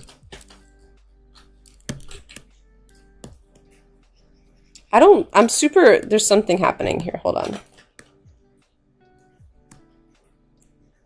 He's, okay. I'm gonna fix it in post. It's fine. We're gonna fix it in the actual drawing. This is just the sketch. We want to have white belly fur. Yeah. We can do whatever you want, buddy. You can make it happen. You make your dreams come true. You can make your dreams come true. Look at that. Got some fluffy ass fur.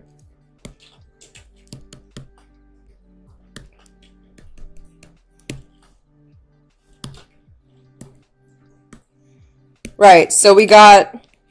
Let's see, hold on.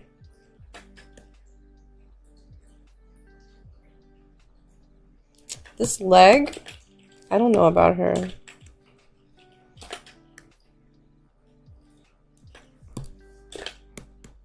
That's better.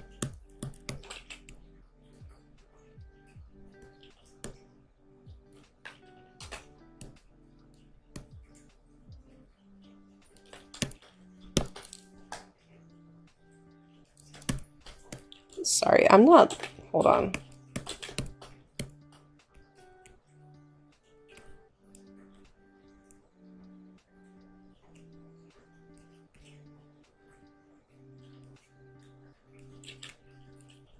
This, I think, is the vibe.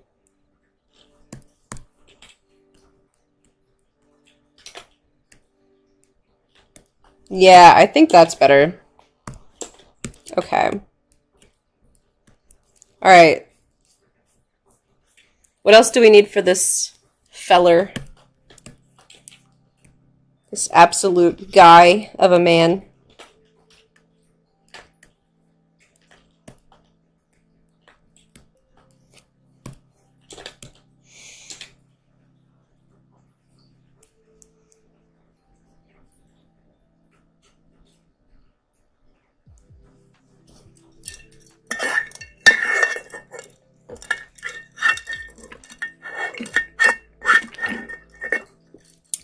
Pause. Yeah, I was gonna add them at the... Okay. Fine, I'll sketch his paws. Just for you guys. So you know that I'm only marginally clinically deranged. How's that? How are you feeling about that?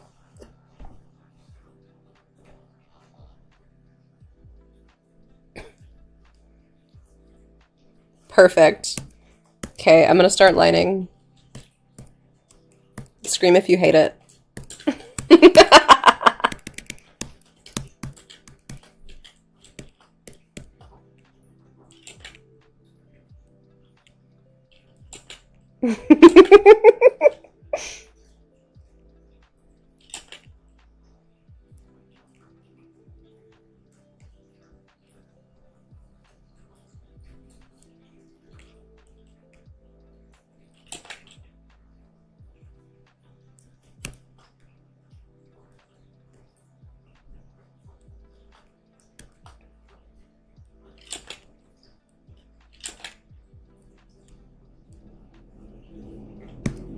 Okay, what are your questions?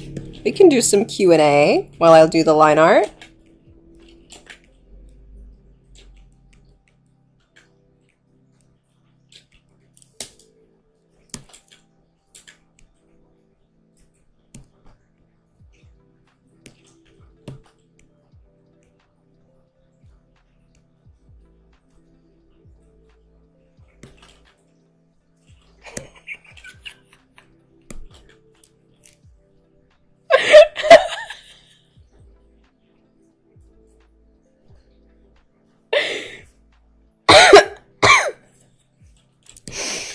Bestie, I think everybody's worn a crop top at this point. My opinion on memes is that I love memes. Memes are great. My avatar wears a crop top. God, help me.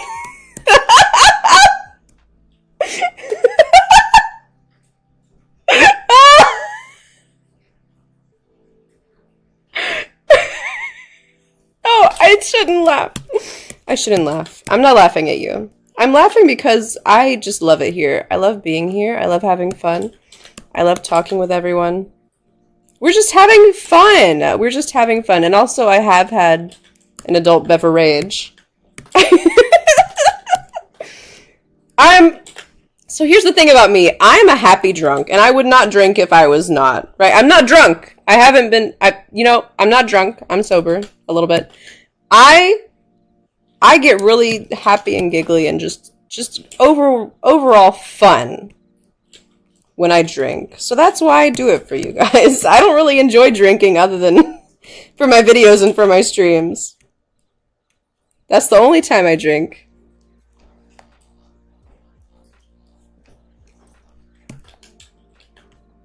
Yes, the email on my profile is unfortunately only for business inquiries.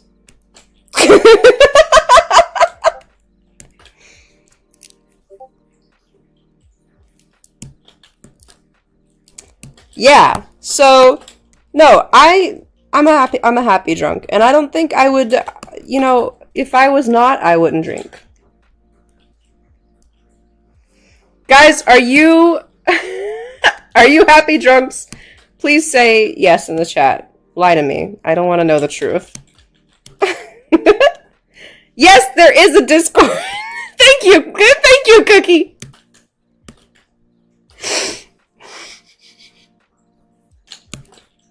Right. If you're underage, don't drink. That's not good. It will mess up your brain. If you drink and you're underage, then your brain will stop developing properly. I've seen it happen.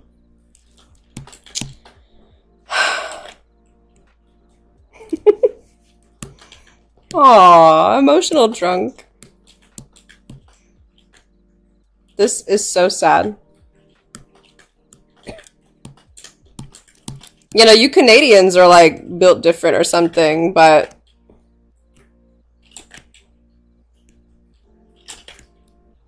is Zell's Canadian? Did I actually did I miss whatever gender again? Gender, did I say gender? I meant Zell's. No, leave me alone. Wait. Hold on, don't click that. Wait. I meant to say Zell's, not gender.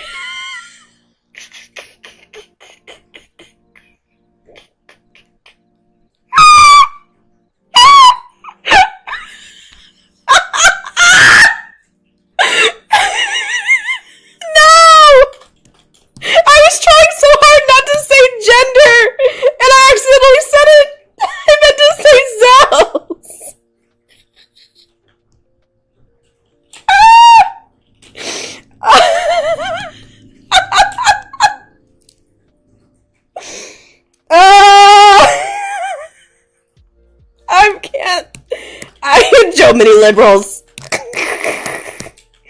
Bro.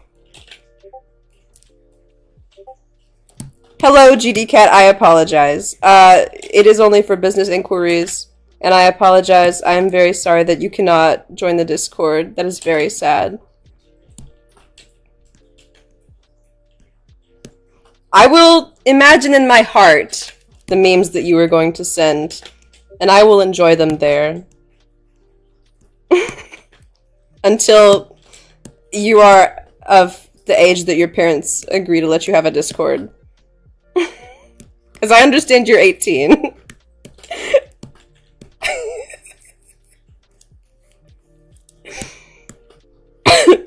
I do believe you that it's a very good meme. Never until you move out? That's so sad.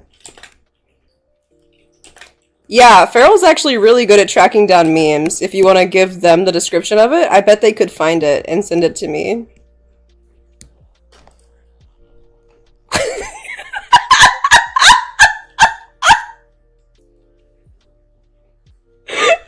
You need to send me memes desperately? I'm sorry. I don't know how to help you.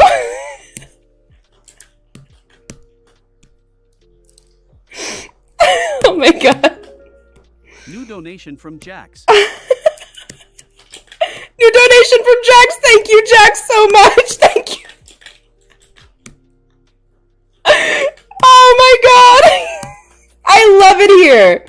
Oh my god. This is fantastic. I'm having so much fun. This is amazing.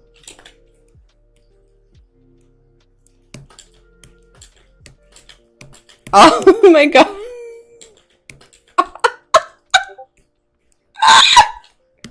This is awesome! This is awesome! I'm living the life. This is amazing. I love it. I love it. Look at the teamwork happening.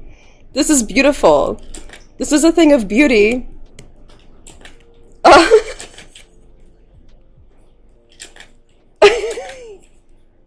Oh my god.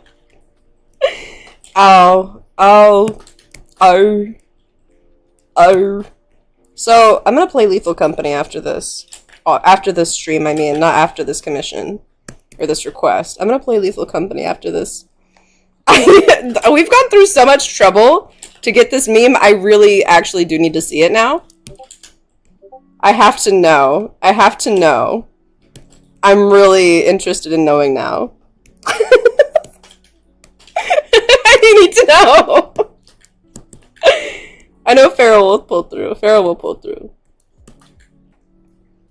Farrell's gonna get that email with the meme, and it's gonna be worth every minute that we all put into getting it to me. I believe it. The council needs to assess the meme. After this stream, I'm gonna play Lethal Company. Not after this request, after this stream. Maybe I'll stream the maybe I'll do a new stream where I'm streaming the Lethal Company. Maybe that would be fun. Because I keep recording it, and I never edit the recordings.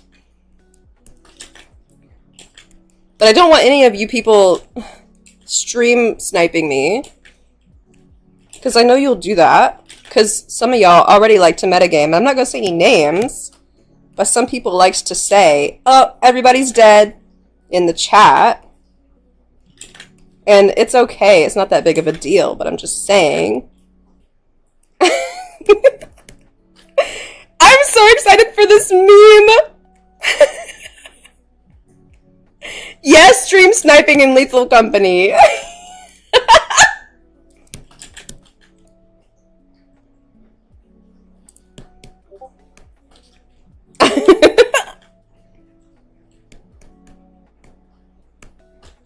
No, it's more fun when you don't know. It's more fun when you don't know that I'm dead, unless it's like something really stupid is happening.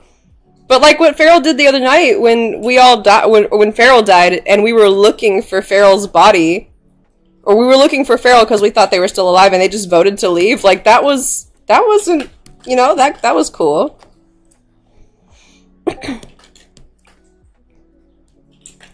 Yeah, I don't know. The backseat gaming is a little bit much for me. No offense to anyone who backseat games, because I'm also a pretty bad backseat gamer as well. I'm a recovered backseat gamer, okay? I used to be really bad about backseat gaming, and I have since learned that maybe that doesn't need to be the case. So I know where the people are coming from who are like trying to help. So I'm not mad at it, but I do get a little sad. I do get a little sad.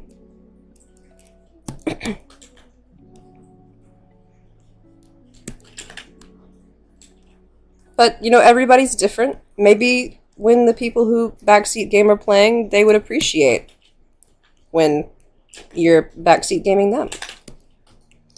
There was this one time when we lived in Los Angeles that we had people over playing the Oculus, and there was this guy that came over with his girlfriend, and he was trying to play a game, and he'd never played VR before, so he didn't know, like, what he was doing. He didn't do the tutorial, and my dib, he tried to, like, give him instructions on how to play the game, and, like, it was a little bit backseaty, but at the same time, he was like, how do I do this, how do I do this, and then dib would tell him, and then he would start getting really upset that we were trying to help him play the game.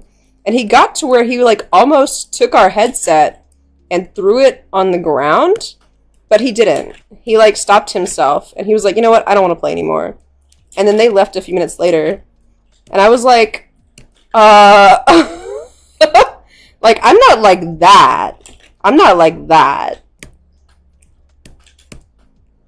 But, you know, I've seen the extremes of both ends of the spectrum. You know what I mean?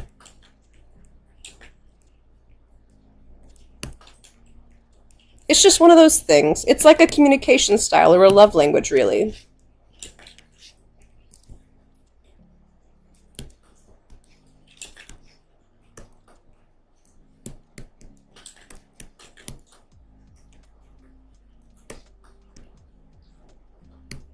Hey, GD Cat, you want this guy to have socks or nah?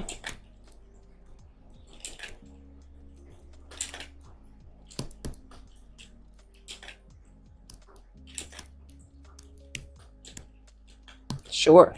Love it. We're gonna put some socks on him.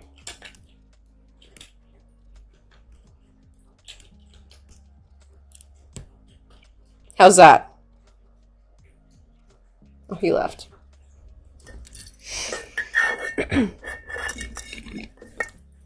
I'll leave the socks for this person's return. I'll just do the shoes for now.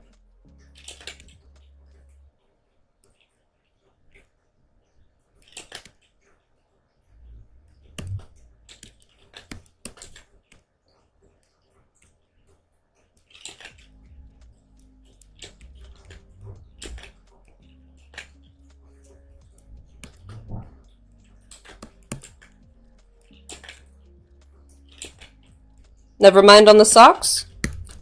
We never minding on the socks? Yes. Odds is sending me the meme. The socks, yes. This height?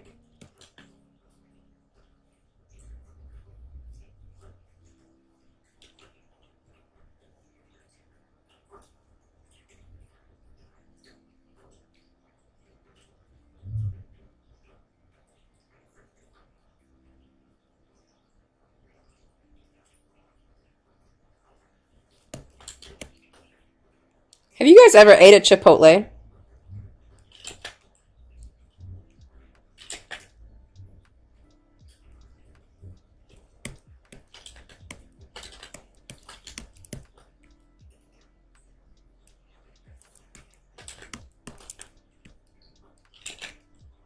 I used to eat at Chipotle a long time ago. I never liked it, but I still did it because it was convenient. And there's this thing, I always got the white rice on my burrito. Yeah, it's not, I don't know if it's my favorite thing. I always got the white rice on the burrito, and it always, to me, tasted like dishwater. I was like, there's no way they washed the dishes with the water that they used to cook the rice. That would be just insane at every single location as well. And a couple of years later after that experience, I realized that I have the gene where cilantro tastes like soap. And that was what was happening that whole time. Is the cilantro was tasting like Dawn dish soap to me.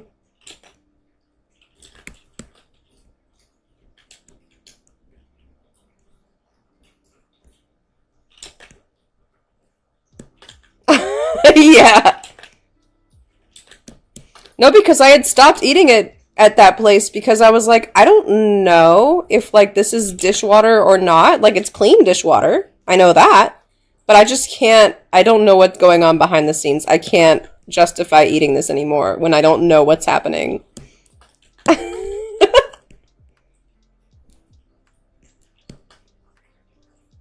I was getting so pressed about the fact that I might be eating soapy, clean dishwater rice. It's like, you know when you're making or eating chicken and then you think about the fact that it's chicken for too long and then you can't eat it anymore? It was kind of that, but with this dishwater soap rice situation.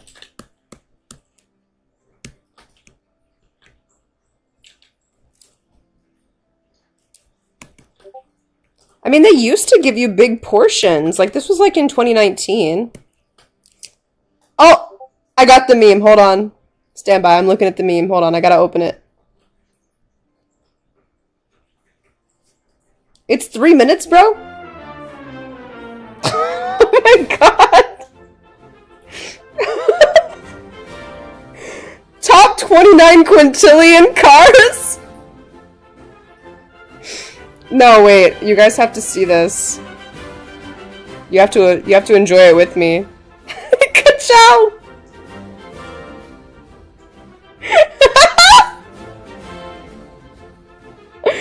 No way!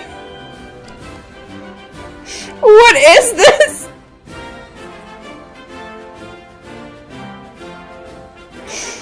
No!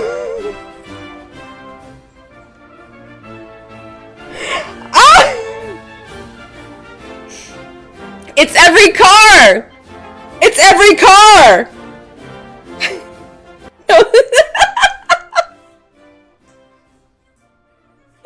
What? This is too much! Oh, it's loading! Oh, we have to see if Herbie is in here, because Herbie is the best car. He would be at the top of the list. Obviously.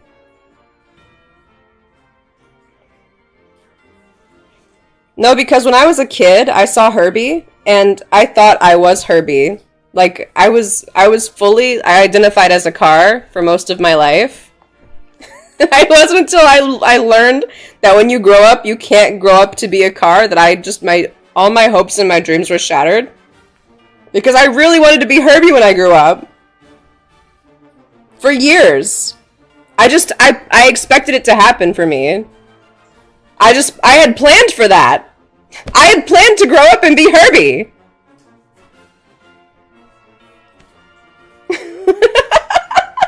Fully loaded.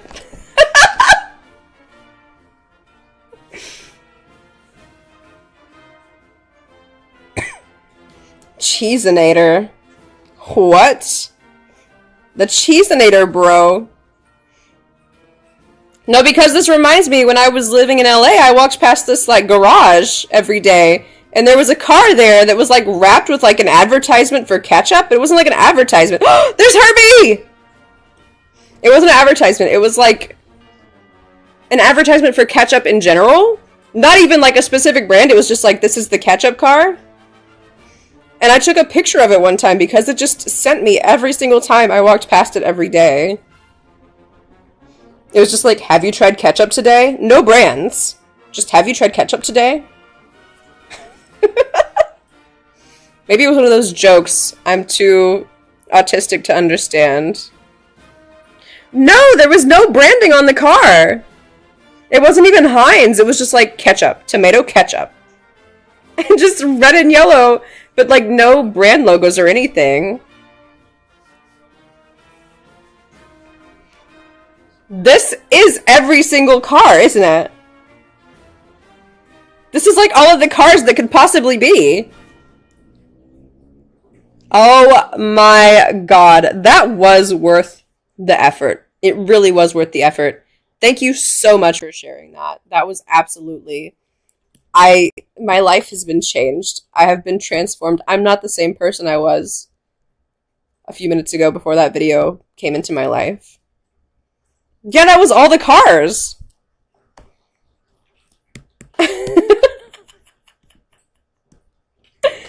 That was it. Those are the only cars you can be in the world.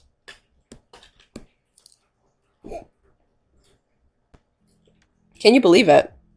This is fascinating to me.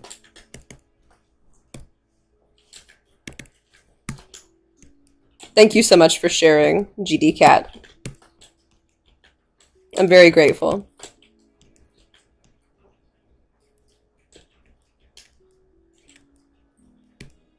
The 1958 Plymouth Fury.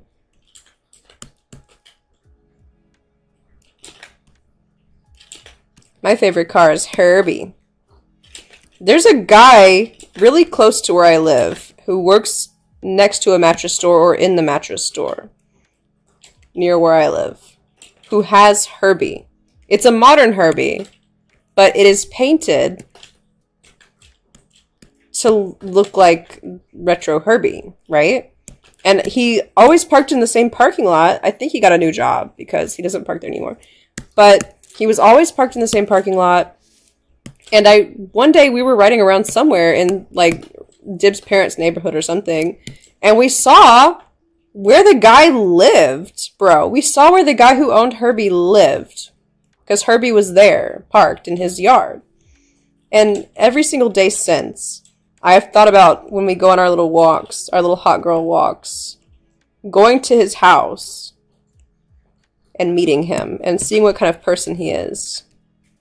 I know it's a guy because occasionally we would see him driving it and he would be in there like driving up. You know what I mean? He would be sitting in there in the car driving it so you would know who it was.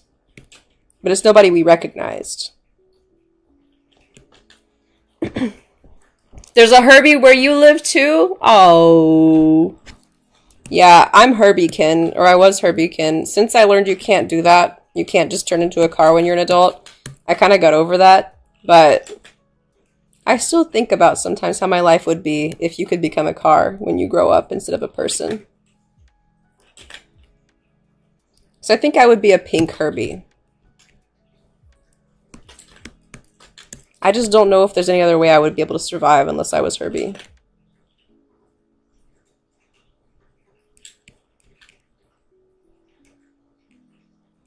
Herbie Kinsona! I'll make Herbie Kinsona right now. Watch.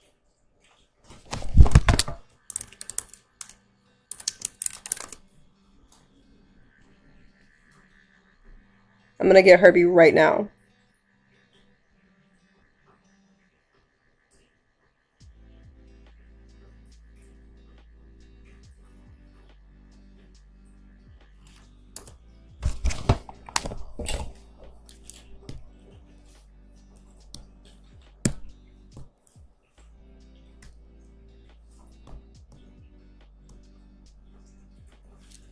This is my Herbie Kinsona. This is what I would look like if I was Herbie.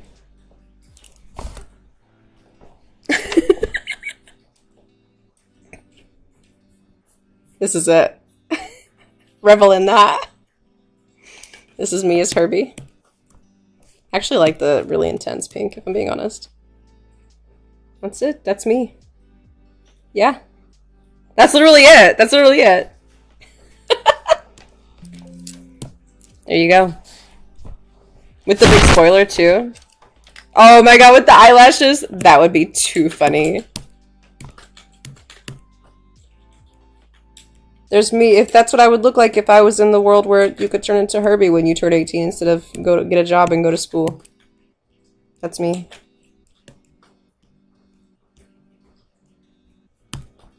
No, because I can remember the devastation I felt when I learned that you can't do that. That was a real, like, core memory for me. Because I had built my entire little child life around the fact that I would one day be Herbie.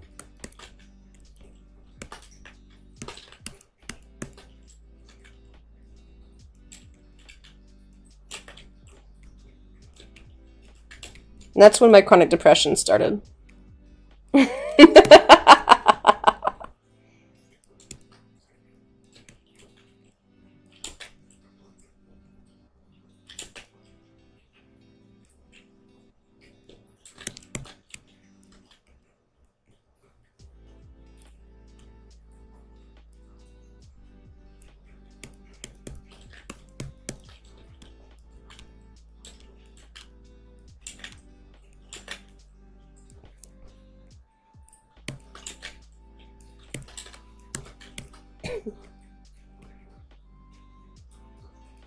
I'm gonna have to refill my adult bevy rage soon. I think I may be doing a brief intermission between this request and the next one, so I can take care of all my drink refilling needs. Uh-oh, my pen froze. Hold on. Okay. I just needed a second. Nope, it's still freezing. What are we doing? What are we thinking about? There we go. Nope, okay. We're just gonna freeze 3 times in a row. That's cool. Okay, so yeah, I'm gonna finish this. And then I'm gonna take a brief break. And then I'll be back.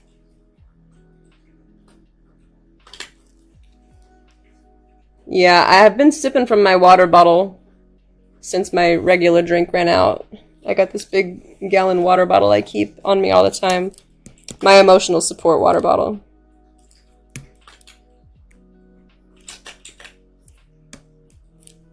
I'm having an issue. I don't know why. My stuff is freezing now. This is so sad. I think my computer got too excited about the fact that I was showing it a video of a car. It's not often it gets to see videos of cars.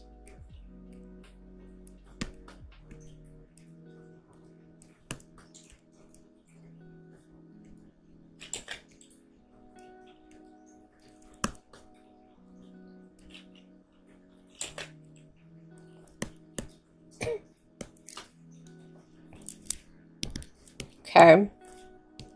Look at this. We have Belly Fox Boy. He's looking so soft and so fluffy. And his belly button is looking so enlarged, but not outy. How are we feeling?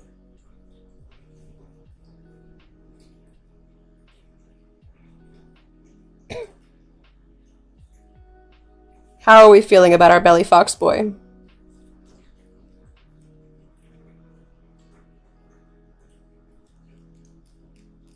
We stan. We stan.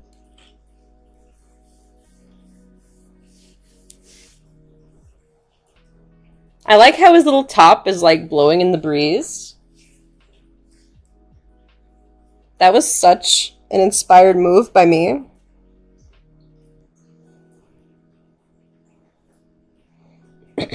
Okay. Well then, I'm gonna post this on my Twitter. And Farrell, if you want to email this to them, you are more than welcome to. I don't know if they'll find it if I just put it on my Twitter, but... They can also rewatch the stream and take a screenshot at this point of the stream also.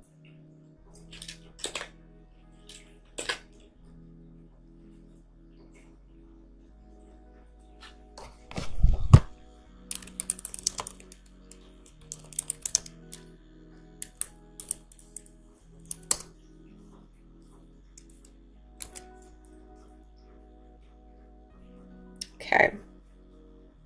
All right, so I'm gonna put it on a brief pause. I'm gonna do a brief pause, and I'm gonna come back. I'm gonna do Cookie. I'm gonna do Cookie's request. Okay. All right, everybody, be nice and behave while I'm away.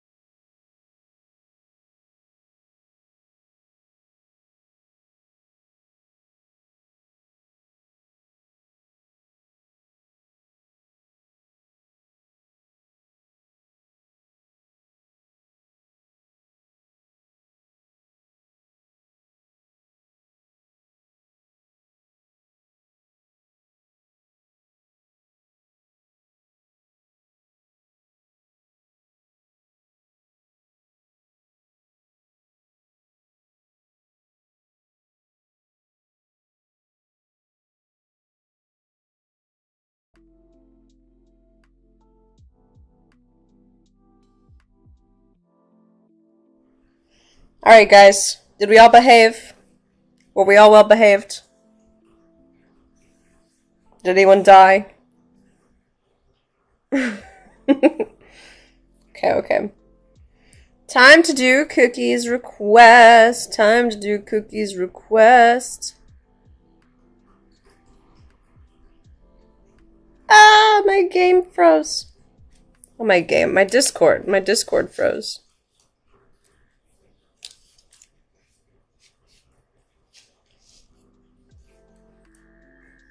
It's only allowing me to buy nitro and nothing else. This is so sad. It's all F4. Discord. Alright, stand by. I'm opening Discord again. Okay. Alright, okay, alright, okay. Please open on that screen and not this screen.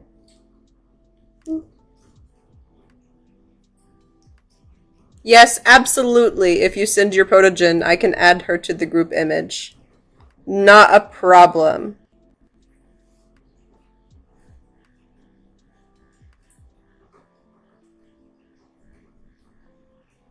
Don't open on the screen. Don't do it. Oh my god. I almost died. Couldn't let you guys see my Discord.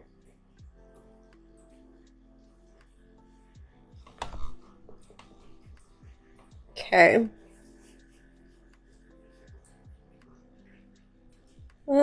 Cookie calls me a genius. I got you, fam. I got you, fam.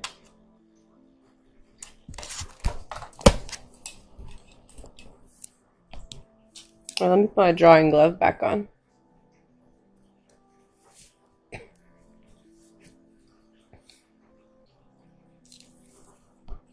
There we go. Okay. Which of these canvases? I don't need that one right now. Yeah, I don't need that one. Don't need that one. Don't need that one. Oh my god. I did that. Yeah. I have 5 of Farrell's OC open. This is so sad.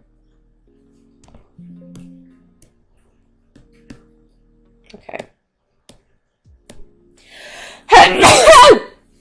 Flush me. Okay, this is the one I want.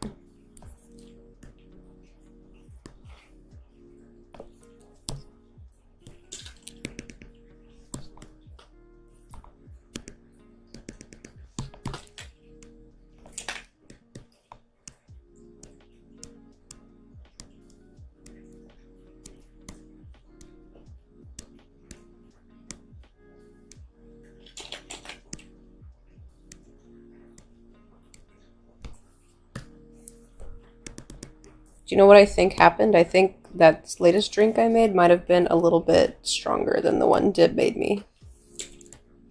I'm being super honest.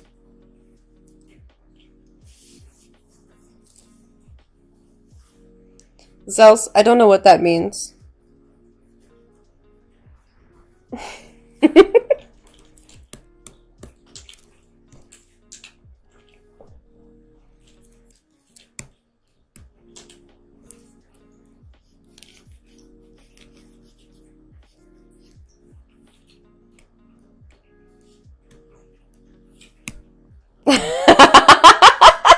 Yeah, Lethal Company is gonna be very fun.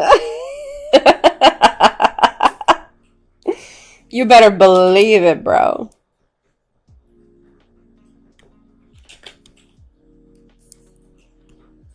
Yes! Yes! Yes! Join us! Join us! This is always the energy. What do you mean? It's just sad because, you know, I'm a little shy girl. I'm a little shy girly. And, you know, I don't really have a lot to say normally because I'm so shy. And the thing is the alcohol, which I'm not saying I'm drinking alcohol, but if hypothetically I was drinking alcohol, it do tend to be making me a little bit more loquacious. It makes me a little bit less privative with my ideas that I have in my brain. And I say a lot more stuff out loud. You know? I'm not saying anything. I'm just saying that hypothetically, if I were drinking alcohol, it would make me a little less shy.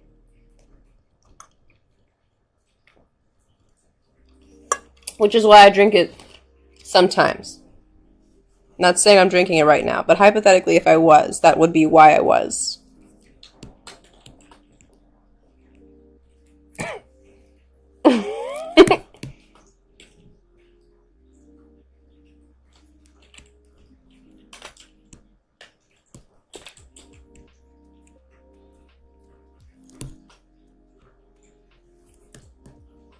Yeah, tell Dalton to shut up. Tell Dalton to shut up. It's time to Lethal Company only 2024. Lethal Company 2024. Everybody else shut up. Everybody in the city shut up. Everybody in my town shut up. Everybody in my county shut up. Everybody in my state and my country and my continent shut up. We are playing Lethal Company. That's what's happening right now. Nothing else matters.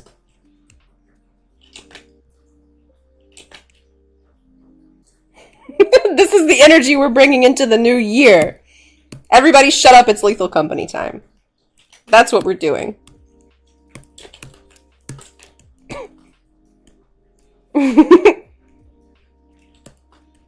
No anything. Only Lethal Company. It's my new favorite game.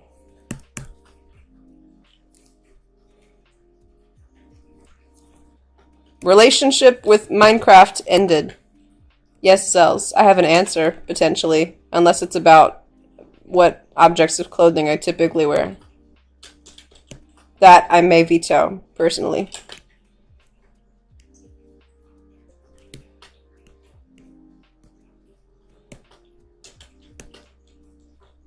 Oh my god. So I was just talking to my hair. So I was at the hairdresser this afternoon, and I was talking to him about getting a wig because Did pulled out a picture of me back when I had a pixie cut.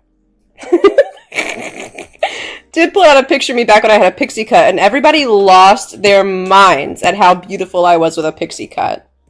And I was like, maybe I should get my hair cut back into a pixie cut, because not only is it beautiful on me because I have such an amazing bone structure, but also it's so low maintenance. It is the most low maintenance thing that you could ever do is get a pixie cut, right?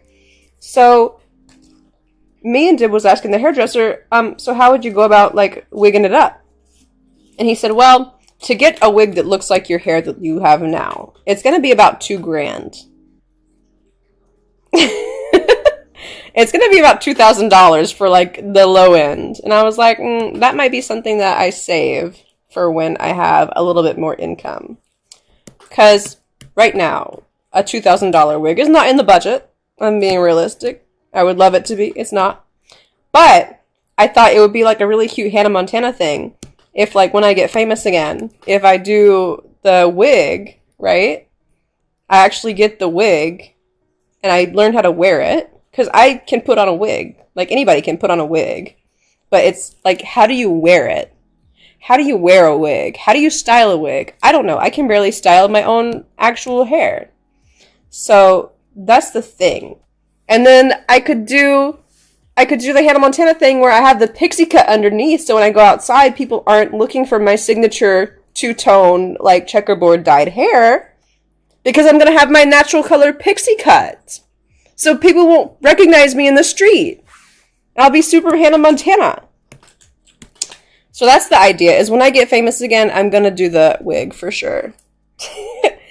He said he could find me one for $2,000. If you can find me one for cheaper than that, go for it. I'm so down. But I just need to learn how to do wigs. Because I like see girls on my TikTok like For You page doing like this glue with like a lace front. And then they put like makeup to make it blend into the skin. And I don't know the first thing about that. Like I don't know like how long that can stay on. If that's like a daily thing. Or if that's like a weekly thing. I don't understand the process.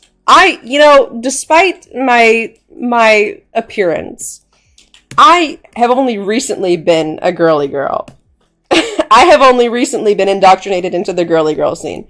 I wasn't a pick-me, but I did tend to have masculine tendencies. I did tend to really not be super worried about my appearance and makeup and all that other stuff. I just kind of did my own thing. And now I'm leaning into the high femininity, feminine vibes. That's the move lately. Leaning into this hyper femininity and bimboism. I'm learning. I'm really at the learning stage of how to do this stuff. But if I knew confidently how to do wigs and it was easy for me, I would do it.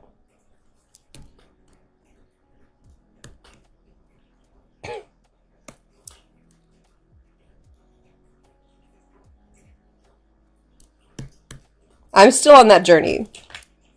Yeah, no, I'm not that being former military excludes you or precludes you from anything, but I was in the Navy for a brief stint. So yeah.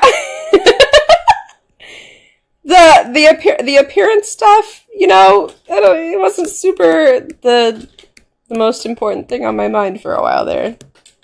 Now, I'm a beautiful girl. I know that. I've known that. I have a very fortunate bone structure, but I've never, done anything with it until recently. And that's me being humble.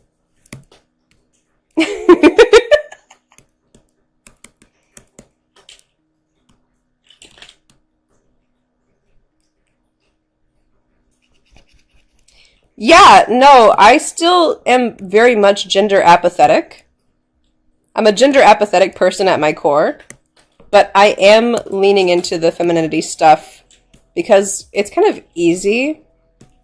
It's the easier option because I am so gorgeous as a female, I don't know. It's complicated because I don't super care. But it's just that kind of thing. Yeah. I mean, me and Dib both are technically non-binary. We both... I mean, he doesn't have the gender apathy so much as I do. I definitely have heavy gender apathy. But, hey, I'm going for what's marketable, you know what I mean? If I have to lean into being a girly girl... if I have to lean into being a girly girl to get paid, you better believe I'm going to lean into it. Yeah, no, I joke all the time, I'm just a girl. I'm just a girl. Because it's easy. It's easy. And I obviously, am AFAB, it's not a secret. It's easy.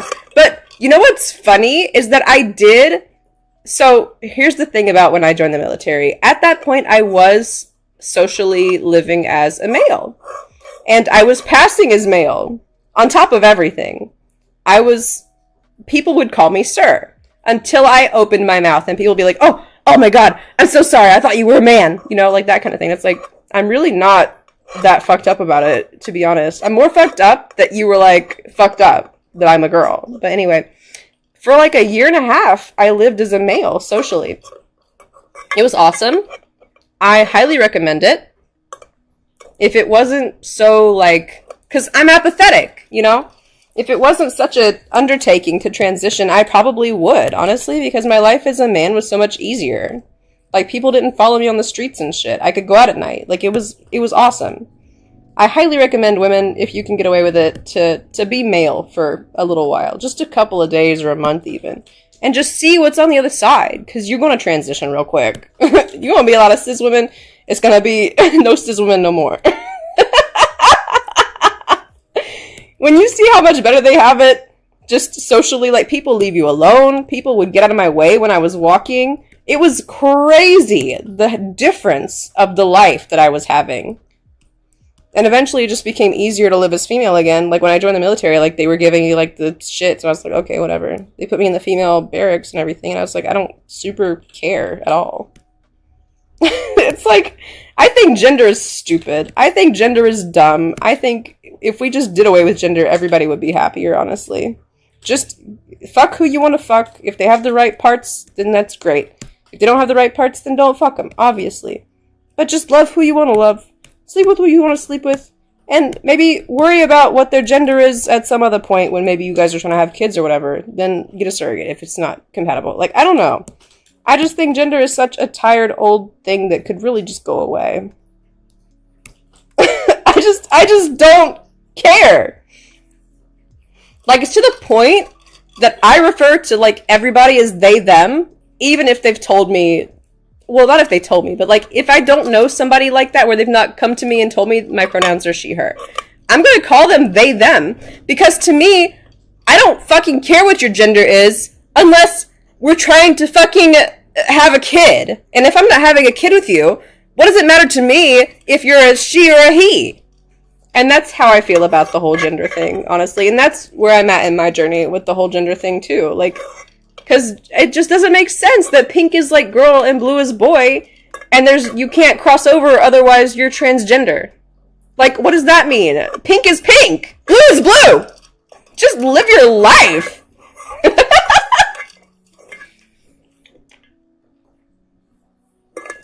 Yeah, gender and sex are different. Sex is important for stuff like medical care and having a kid with somebody. But, like, past that, like, socially, like, if you're gonna go to the fucking barista, there are they, them to get my coffee. That's not gonna impact anybody's life.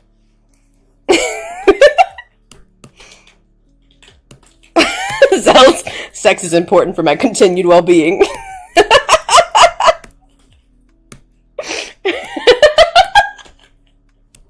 Slay, bestie. No, I just get so annoyed sometimes with this whole, like, gender stuff, because I'm like, if everybody could just come together and agree that gender is stupid in general, we would have so many less problems. But I digress. I'm a gender apathetic person. That's the perspective I have. Some people are really invested in their gender, and that's totally fine. Nobody's saying you can't be invested in your gender.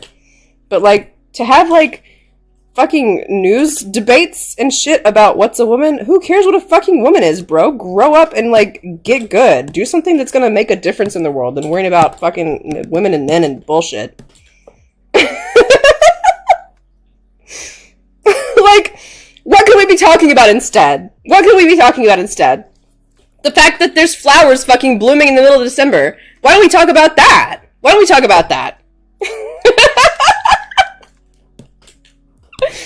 I get so fucked up because I'm like, the priorities are not prioritying right now. They're not prioritying. Bro, did you guys see Fox News had a tarot card reader on the other day? I shit my pants. On sight. I lost it. Yes! No! Fox News had a tarot card reader on, what's this stupid guy's name? It's like Chris Waters or something. They brought it, and I was like, I thought tarot was Satanism. What? What is this? And so he goes, what is Trump's outlook for 2024? And she pulls the fucking 5 of Cups, and she's like, oh! She says, well, it looks like he's dealing with a loss and not appreciating what maybe he still has. And they're all sitting there like, and she's like, the poor tarot card reader is like, it's not a bad thing, really. And I'm like, oh my god. And then he's like, okay, well, what is Biden's? What is Biden's? Pull a card for Biden. And she pulls the card, and it's like this card, I forget which one it was, but it's like, it's giving wealth, it's giving prosperity, it's giving, he's gonna be making more money than he's ever made in his life. And I'm like, oh.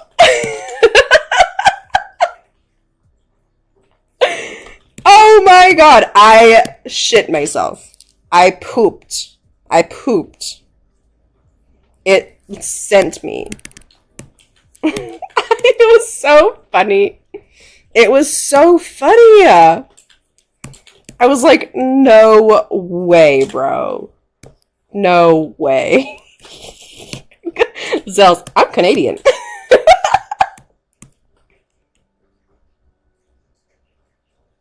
How does fucking Vivzy Pop draw these stupid ass goddamn people?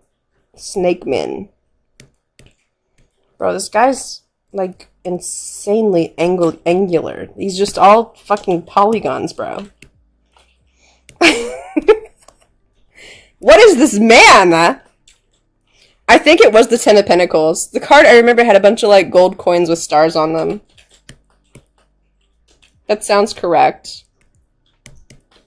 She's like, he already makes a lot of money compared to the average person, but it looks like whatever he's been making, he's gonna be making like 10 times that this year. And she was so nervous to say this stuff, and I felt so bad because I was like, oh my god, they're gonna kick her out of the studio.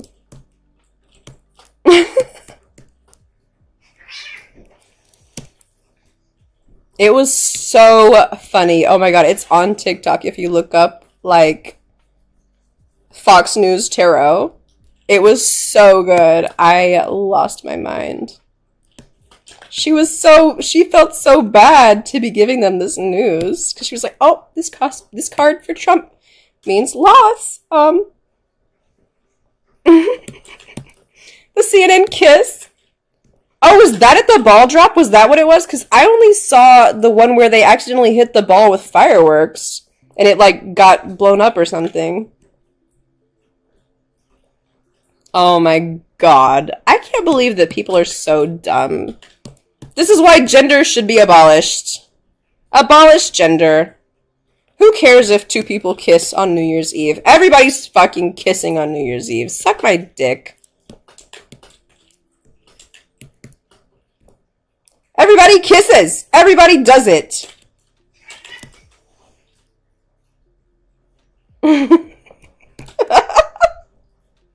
Oh, right! Oh, no! I didn't say any of that stuff. I didn't say nothing. I didn't say anything. I didn't say anything. I'm a good girl. I'm batting my eyelashes at the camera right now, like The Office. Gaslight! Gaslight! Cookie, would you be super mad if I, like, dosified this guy a little bit? Because he's giving, like, I can't see the front of him is what he's giving.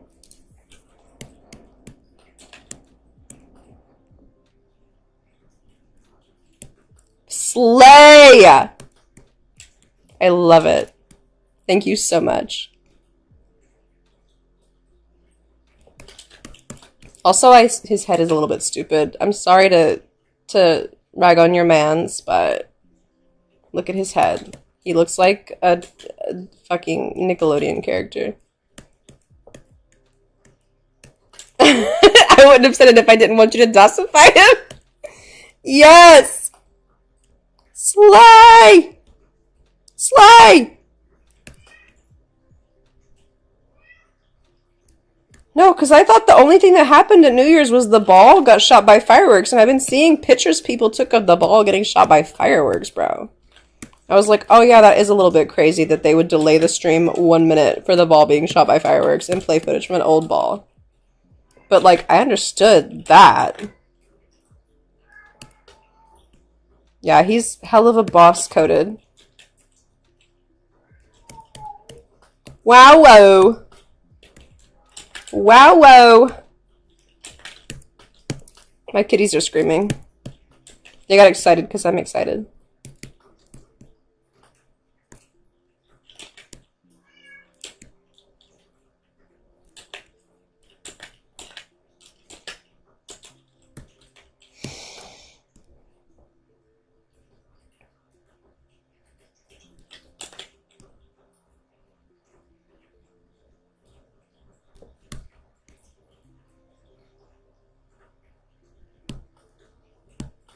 Does he have a nose ring? I can't see.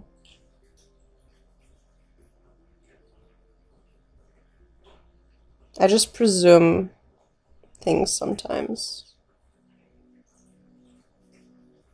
And sometimes I'm super wrong. It's a mustache. Okay, slay.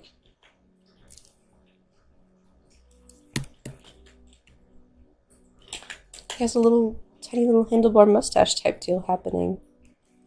I got it. I got it. Aren't you guys so glad I figured out how to do the thing where it doesn't make the stream delayed like a million years? I'm so proud of myself for that one.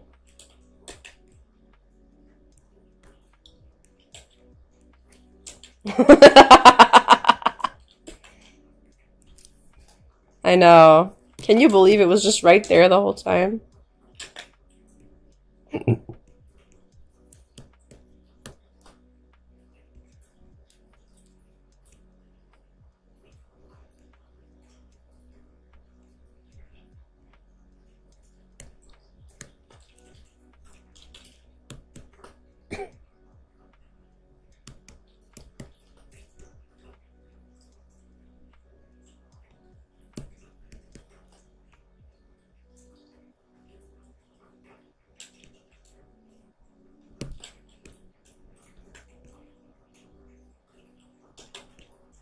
No shade to Vivzy, but I'm already liking my design better.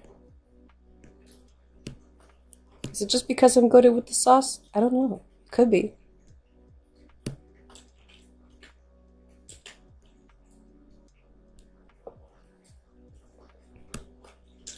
Yeah, Cookie Super, and not to out Cookie or anything, but Cookie Super has a thing for cowboys.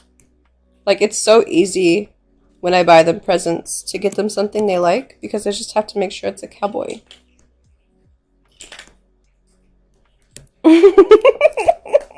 Save a horse, ride a cowboy. Valid, bestie. Valid. Honestly,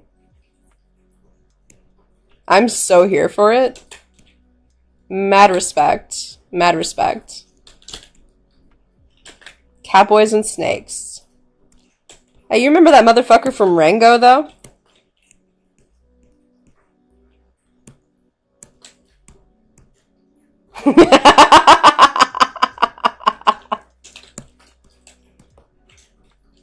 Yeah!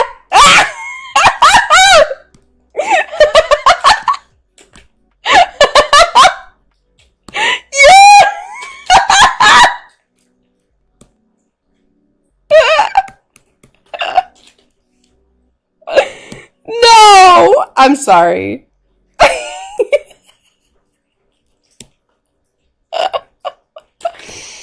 Lord have mercy. Lord have mercy. That's hilarious. I love it. I love you. You're great. You're wonderful. Never change.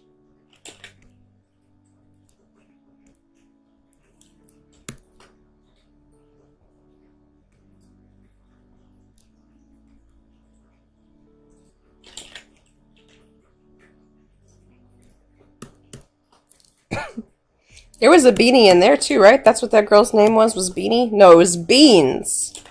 That was her name. I really liked that movie. I felt Ringo for real, for real. He and I were the same person.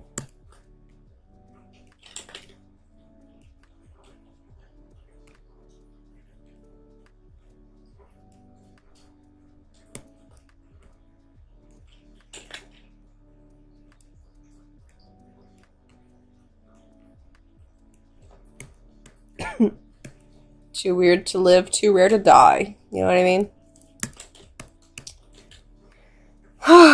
God. I want to make his titties bigger.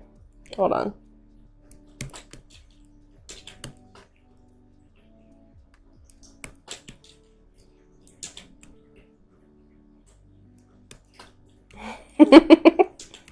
Titties! Titties! Titties!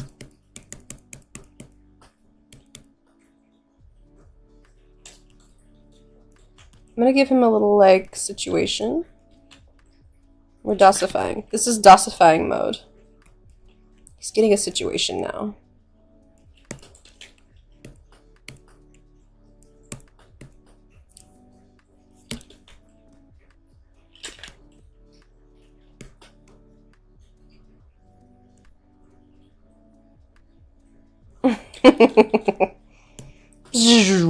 Entering dosify mode.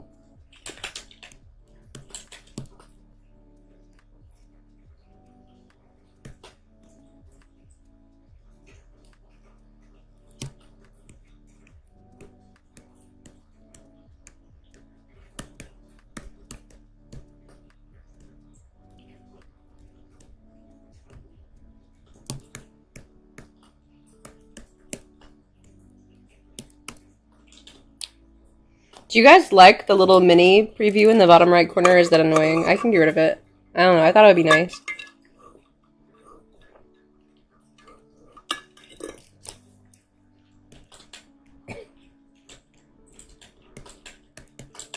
You love it? But I know you said like, but I read it as love. So that's what you said now. You're welcome. And thank you. Yeah, it's like an overview, so you can see like if I'm super zoomed in what I'm working on.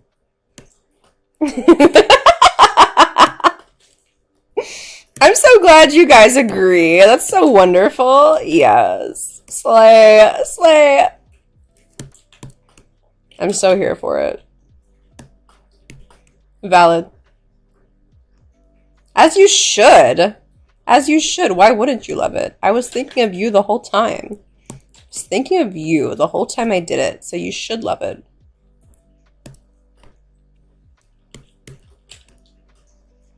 You like winkle pickers? You like a winkle picker on this guy? I can put winkle pickers on this man. Don't test me. I will do it. Look. Watch this. You like that? You like a winkle picker? Look. Editing a clip of me getting destroyed by a nutcracker.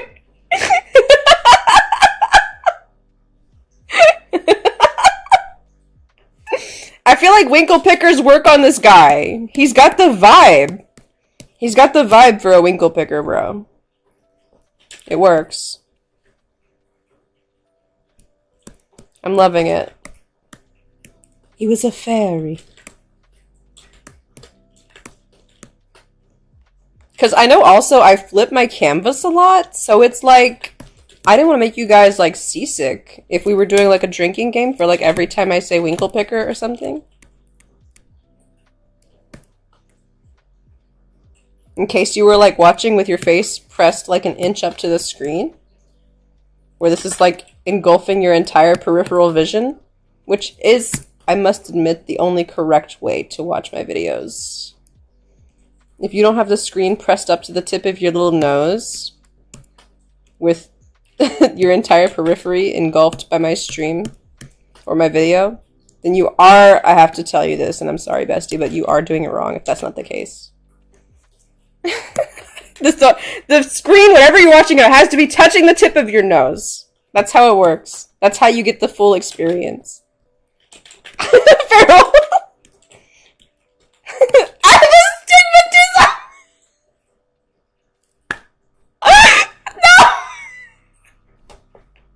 I'm a no.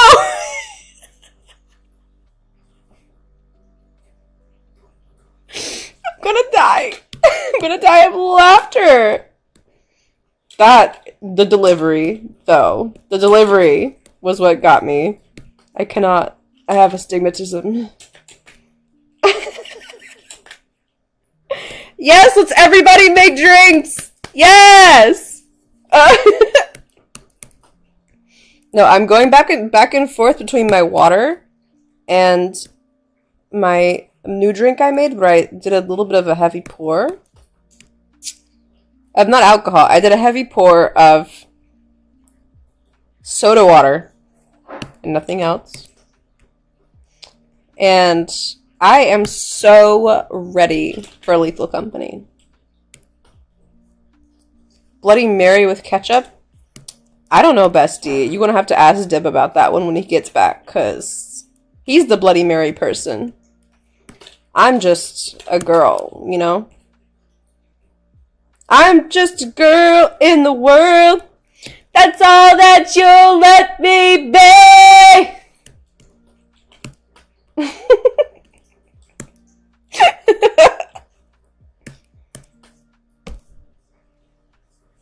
Yeah.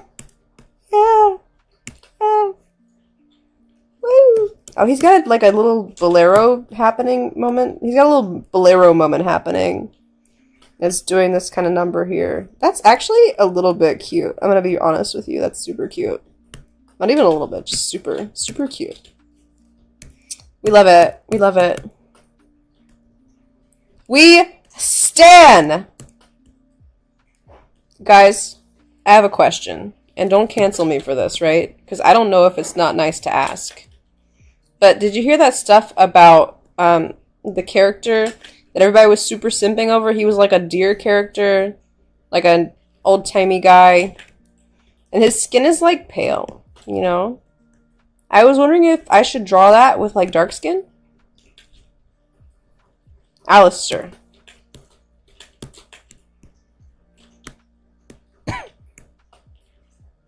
Yeah, I don't know, because I feel like people have requested I draw him before, and I never got around to it for one reason or the other. And now I'm, like, a little bit grateful since it's come out, all the stuff. But, like, I don't know. Because he was in one of my polls recently.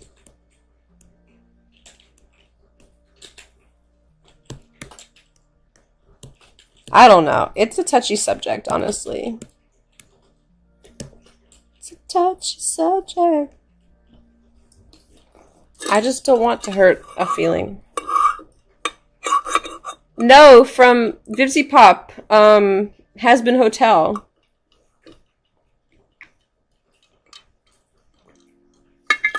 So, I'm going to tell you what I know, because Farrell isn't caught up.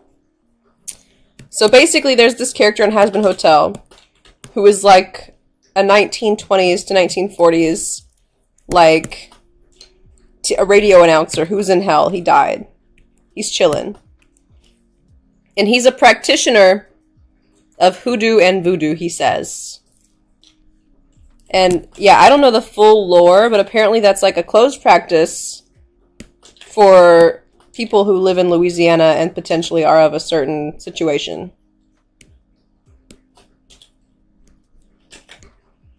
If that makes sense.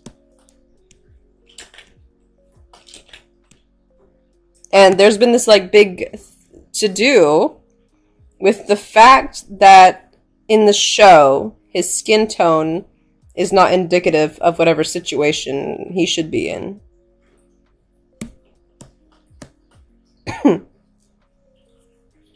I don't fully understand it. I don't know.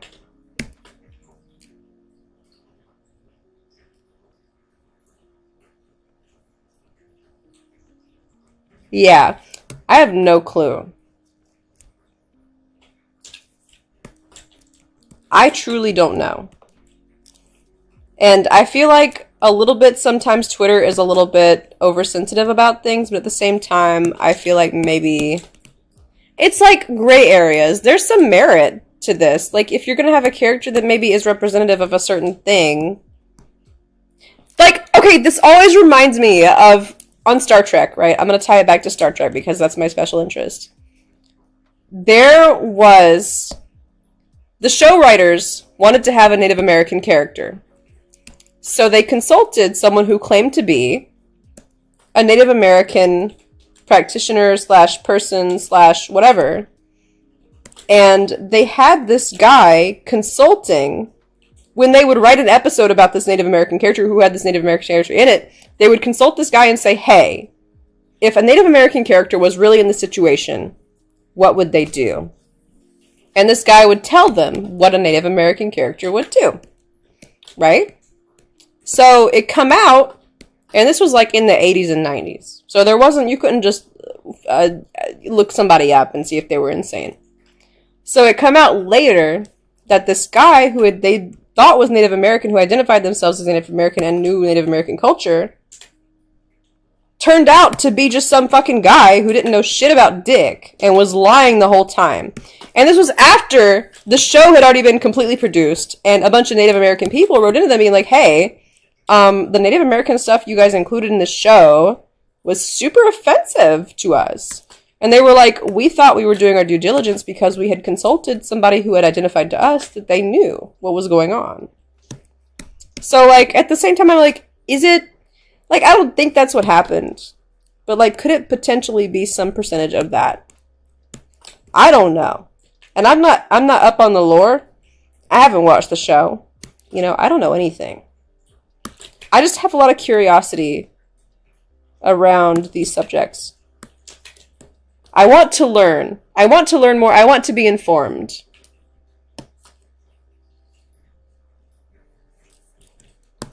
Yeah, and that's what I think has been the general consensus on TikTok too, which is like, you know, I feel like maybe when you're going to write a specific thing, that you should consult a person who understands the thing that you're writing about. Like for Wet, I wrote him as a person who basically escaped a cult when they were a child, or not a child, but when they were a little bit older. And his story of escaping a cult, and I'm not saying I was in a cult, that's not what I'm saying, but it closely mirrors my life story of escaping an abusive household. And that's what his story is based off of.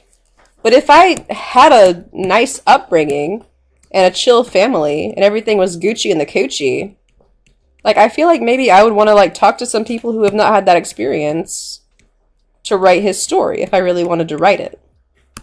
I don't know. Like, I understand you shouldn't be disallowed from writing stories about things you don't personally know, because then nobody could write anything. But I feel like maybe if it's something a little bit sensitive, you should consult someone who knows what's going on. I don't know. Maybe I'm crazy. Maybe I'm a crazy person.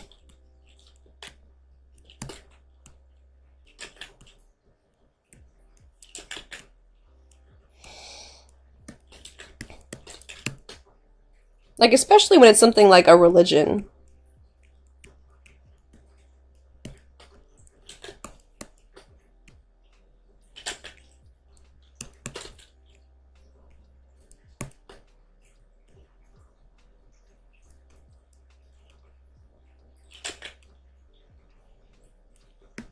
Anyway, what did you guys have for lunch? Anything? I had an actual turkey and cheese sandwich because Dib come home and he was like, "Hey, you know there was more turkey in the fridge, right?" And I said, "No, I did not know. That's why I had a cheese sandwich yesterday, because I already got the bread out and put the mustard on it, and I didn't know that there was more turkey anywhere in the house."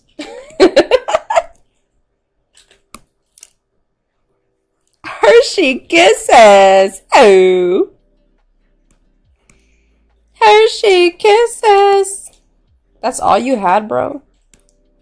You can't only have that for lunch and then be having adult beverages.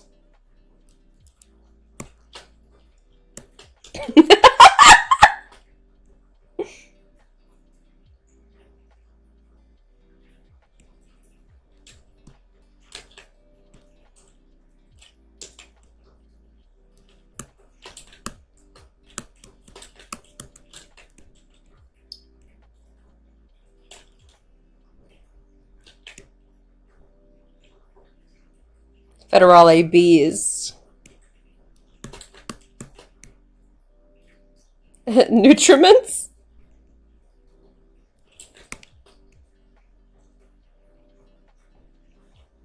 Yes, a couple of accoutrements in Noose Noose. Wait, hold on. Wait! Hold on!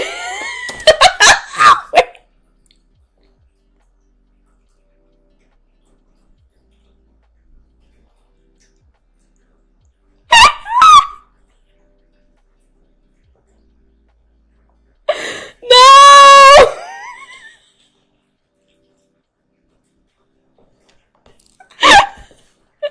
Accoutrements? What? Hello? What was I trying to say? I don't remember.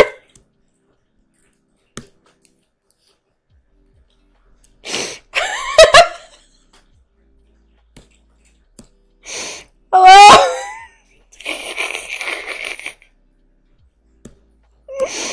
I don't even know what was happening. Couscous. Couscous. Not the Noose, bro. Not the Noose. Bro, I really did. I don't know how many shots I poured of water into this drink.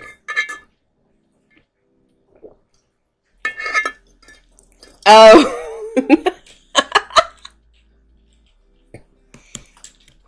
You put a mushroom in your couscous? Why would you do that? Ugh. Don't put mushrooms in your food. Me and mushrooms got beef, bro. It wasn't water, babe. Prove it! Prove it! Shots of water do hit different when you're doing them in shots. No, because the number of TikToks I've seen where girls are like just blacked out drunk and they give their friends give them shots of water and they think it's still alcohol sends me. I am obsessed with these TikToks. I'm gonna be so real with you. I love when the girls are just so white girl swiggity wasted and then their friends give them shots of water. I lose it every single time. I hope one day that can be us. I hope one day that that's us, where you give me a shot of water when I'm swiggity wasted. And I just take it like it's vodka. And I'm so grateful that you've given me more alcohol, even though it's not really. And I'm just like, oh, that's good. It's not even burning anymore.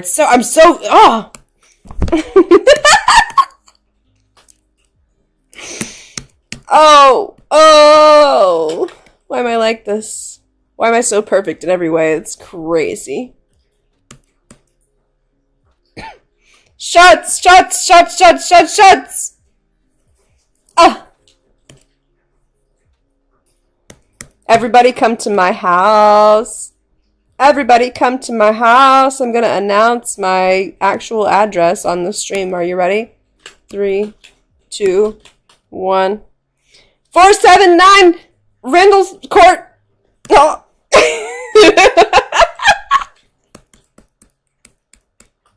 Dox me!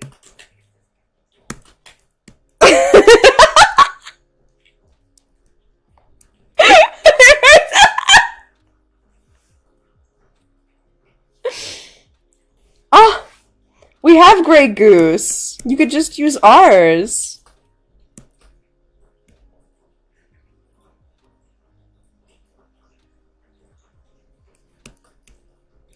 I love it here. Is that a real place? I just had random numbers in a name. I don't know if that's a real number.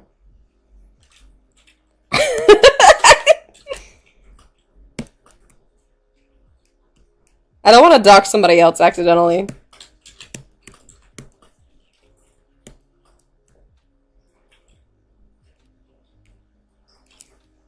Google! Hey Google! Where is 479 Randall Court? Here's a map of 479 Randall Street East, Coopersville, Michigan. Michigan? That's not even close. I can't believe it's a real place. Michigan?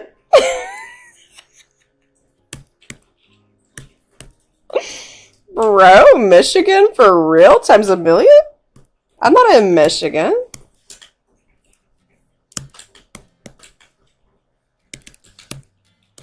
Oh, fuck, guys. Oh, man. Oh, jeez.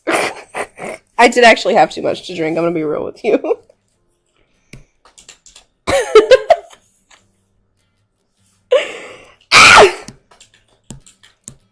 It's okay. We have fun here. We're having fun. I'm just gonna switch to water until I am less deranged criminally. It's fine.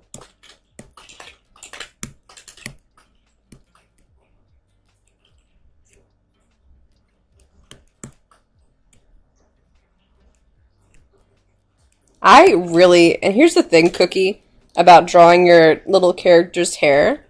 I'm obsessed with this hair. And I love to draw it. And I feel bad because I'm like, I want to give every character this hair. But then, I feel like you would know that I'm giving every character that I draw your hair.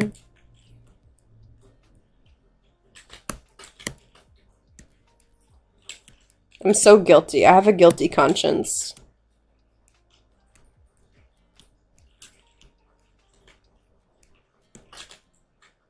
Oh. Let's all, in 2024, do a pixie cut pact. If you all get pixie cuts together, I will also get a pixie cut.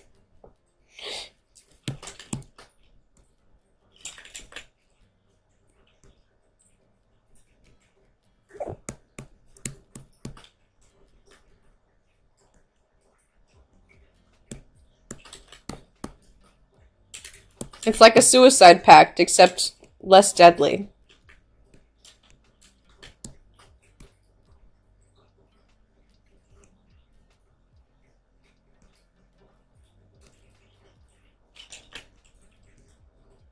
Right? I'll censor it or something. I don't know what I'll do. I'm not monetized anyway, so I'm not even worried. I'm not even tripping.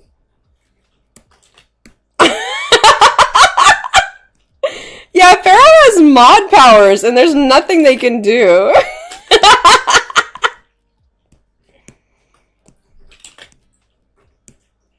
I'm not advocating for that. I'm advocating for a pixie cut pact. That's what I'm advocating for. If you or a loved one is having feelings of that, maybe you should reach out to a trusted friend or family member. Or if you have no one to reach out to the hotline. They will definitely help you. Just like they helped me when I called.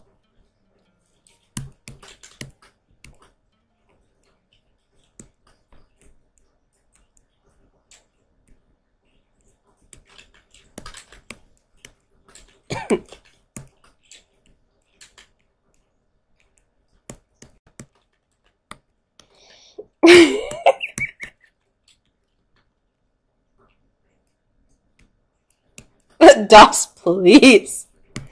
Ah! No gods, no masters!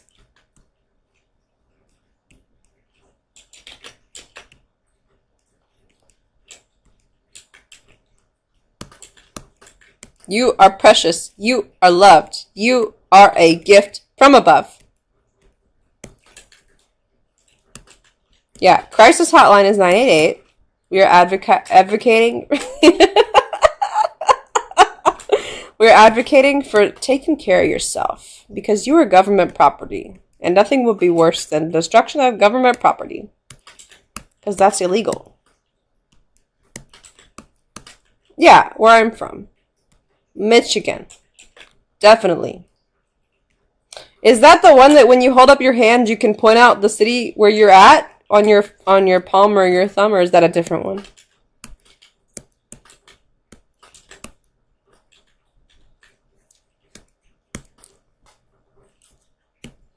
That's the one! See, I know Michigan lore. I'm definitely from Michigan.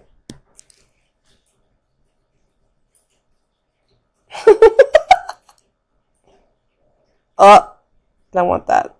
Go away.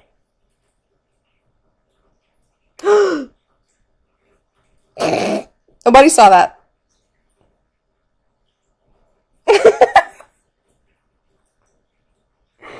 Leave me alone. I just want to see the YouTube page of the music. Oh, not my banking details.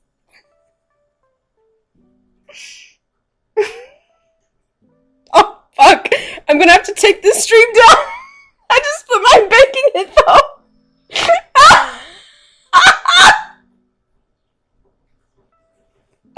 This is so sad.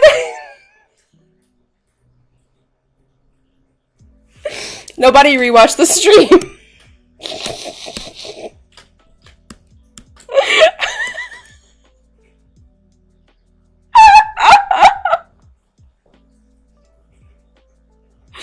I was just trying to open the music. Oh!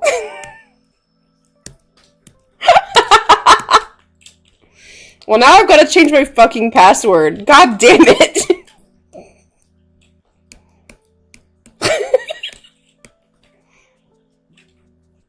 This is so sad. It wouldn't even be the first time that my bank even got hacked, though.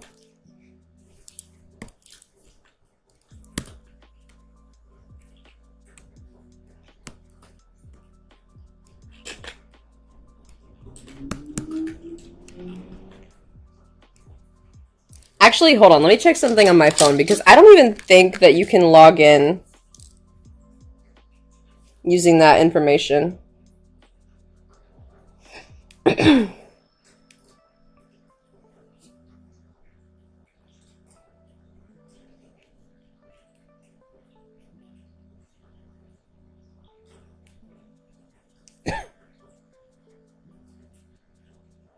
Let me try. Hold on.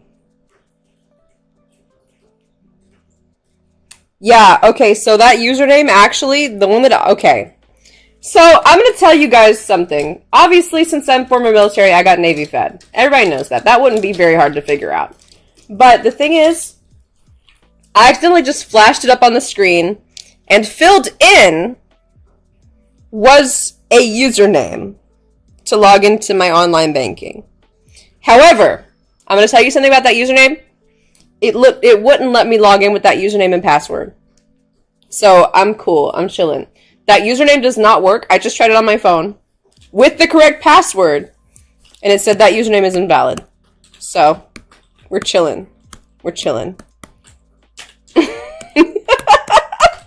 how funny is that? Oh God. Okay. Lesson learned. Lesson learned. No, because my bank has already been hacked before. Because what happened was, and I don't know how this happened. I figure it was from eBay. But basically, this guy called me from, and the number came up on my phone as Navy Fed. And I was like, okay. And I answered the phone and he said, this is the Navy Fed fraud department. We see some fraud on your account. And he didn't have an accent or anything. Like, not that that super matters, but you know, like, it's, you know how it is when you get a call from a random number. And it's like a guy with an accent. Anyway, I don't know if that's allowed on YouTube. I don't know. But anyway, like, it's sad, but it's true. It's sad. Anyway, this guy, he calls and he says, we detected some fraudulent activity on your account. And can you just go over some information with me? And he had all of my information. He had the last four of my social. He had everything. And so I go over the information. I'm looking at my account at the same time. And I'm like, I don't see these charges you're talking about. And he goes, well, it's probably because the app hasn't updated yet, but I see them on my end. And so I believe him, and we go through the whole process, and he's like, okay, just to verify it's you, I need the last, not the last four, because he already had the last four of my social. He said, I need the code that's about to be texted to your phone. And I just was, this was like 10 years ago. This was so many years ago. But I was like, the code popped up on my phone and it said, do not share this code with anyone. Navy Fed will never ask you. And I was like, so I hung up. And I called Navy Fed back, like on the actual number on the website. And they go, there's somebody on the other line pretending to be you, trying to do a wire transfer. And I was like, oh my God, that's not me. Anyway, my data is already out there. Like, if you exist in the world and you've ever in your life opened a bank account or been on the internet at any point, your data's out there. It's unavoidable. I feel like all these different things advertising, oh, we'll protect your data. It's all just another scam, because if they get hacked, like, it's the same thing. I don't think there's truly any way to keep your data safe. Just you gotta have a lot of know-how. You gotta have a lot of sense about you. But basically, TLDR, if anybody ever calls you and the caller ID literally says your bank, just don't answer it. Just don't answer it. If they need you, you know, just call them back. Never give them any information over the phone. Have them verify it with you first. But that was the problem. Like, this guy asked me, he's like, is this your last four of your social? And I said, yes, it is. He already had that information. So, like, whatever. Anyway, that's why I believed it was real. Is because he already had my last four of my information. He already had my previous address and my current address. So I was like, well, surely only the bank would have this information. But no, bro, it was a guy. It was just some guy.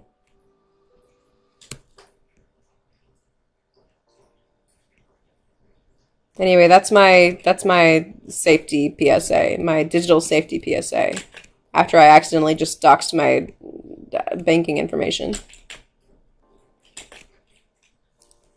Thank God the autofill fills with the wrong information. Like, that's so funny that the autofill fills with the wrong information. That's hilarious. And you're like, well, why would it do that? You're just saying that. It really literally does, because that was from like many, many years ago, and probably even on a different account, because I had to make a new account after that happened, and that's the previous account that got hacked. And I just never bothered to update it. Dib got mad at me the other day too, because my home address was still set, like, on Google to the address that I haven't lived at since, like, 2013. And he got so frustrated that he went ahead and updated it for me. He just went ahead and he's like, I'm setting this to your home address because this is insane that you're still using an address from, like, 10 years ago. I was like, well, I've just never had a reason to update it. It's the truth. I never had a reason to update it. I've got more important stuff happening in my life than updating a fucking address. If I'm being honest with you. Like the stream. This is way more important.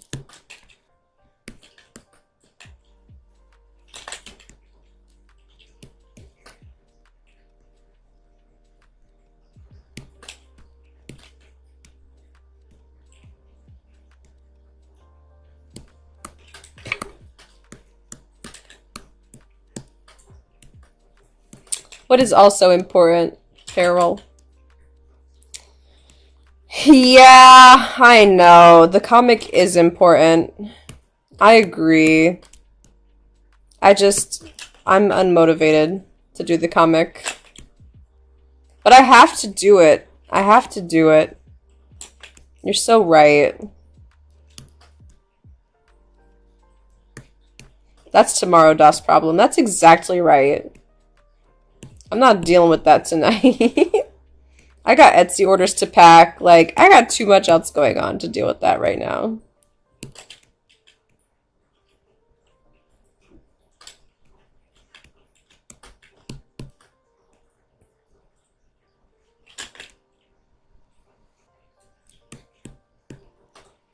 Gotta remotivate. Gotta remotivate. Yeah, you're right. It's not that I disagree.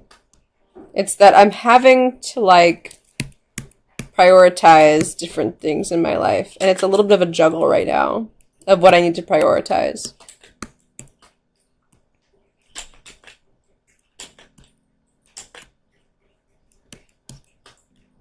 My stupid day job has sucked recently. And that's been sapping a lot of my creative energy. It's kind of why I've been fucking off so much, is because I just hate my job so much.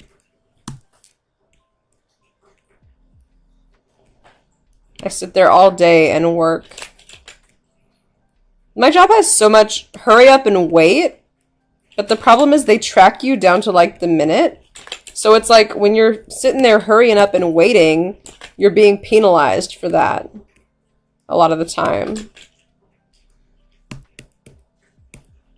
And it's a lot of stress on my spirit and my soul. And it's really demoralizing and demotivating. And I've been looking for a job, a different job, for like a year now. And nobody else is hiring, so I'm stuck here. If I could consistently get the Patreon and everything going up, then yeah, I would quit my day job in a heartbeat. My day job is soul-sucking. And it's not that the work is hard. The work I do is very easy and simple at my job. It's the bureaucracy surrounding it that's the difficult part. There is so much just bureaucracy around every single little thing. And it makes me sick to my stomach. Like, if you just went and did the job and that was all you did, this job would be perfect. But they want you to track everything down to the 2 seconds. And they want you to put in reports for everything. And they want you to attend meetings about stuff that's not even relevant to you. Like, if it was just the actual work that needed to be done, it would be a perfect job.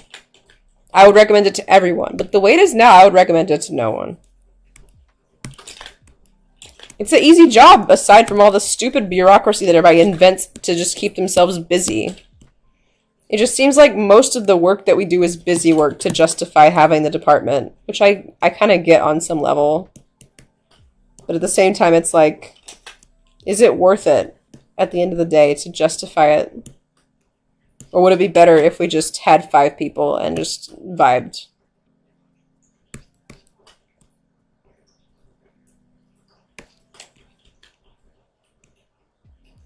Yeah, common capitalism, L.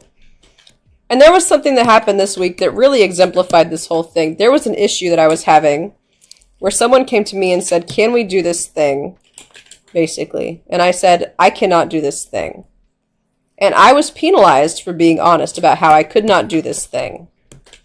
And I ended up not being able to do the thing. So it came back on me ultimately.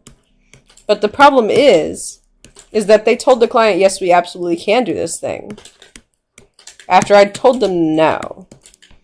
And then they had the nerve to come into my DMs and be like, you're not being a team player by saying no.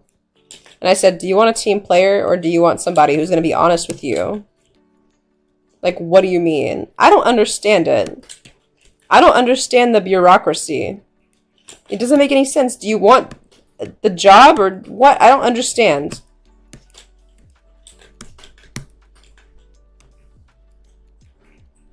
Yeah, I hate my job. I hate it. All the while, screenshots are being taken of this conversation I'm having in confidentiality with this person, which is awesome that they're going to review those. It's like, I have to clock out to have conversations with people. Because if I don't clock out, they're going to be recorded. And it could potentially be held against me. It's a lot of stress for a job that's really just processing spreadsheets. Like, at the end of the day, who's gonna die if I don't do this thing? You know? If you were in a hospital, I would totally understand, but we're in a stupid office.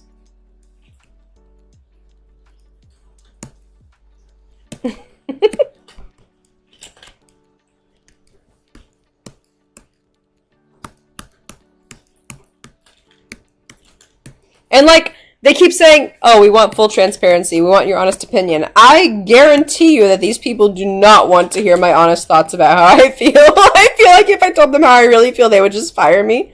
Like, that's the vibe. I'm so glad you're enjoying this. We love our little crusty guys, honestly. We've all got our crusty. We've all got our crusty.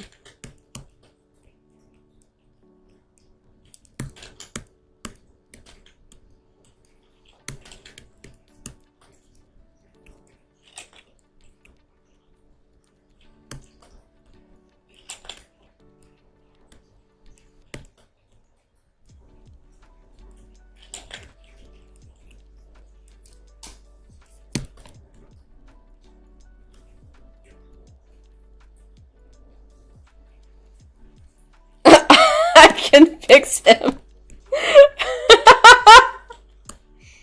That is my favorite meme. I can fix him.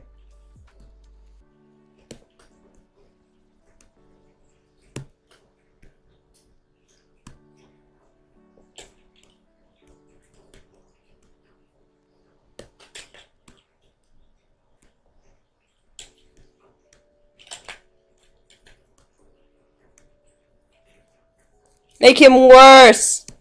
Make him worse!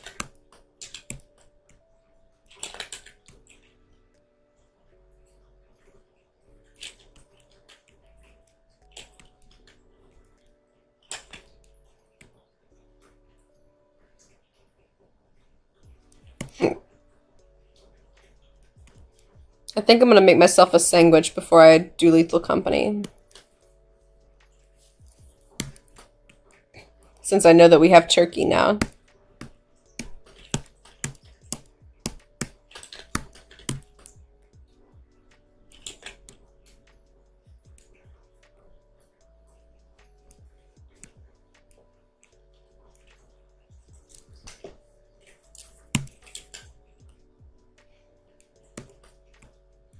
Like, we have a place in the fridge to put lunch meats. And this man put the lunch meats in the raw meat drawer. I don't understand his brain or how it works. Because there's a place for the lunch meats that was empty.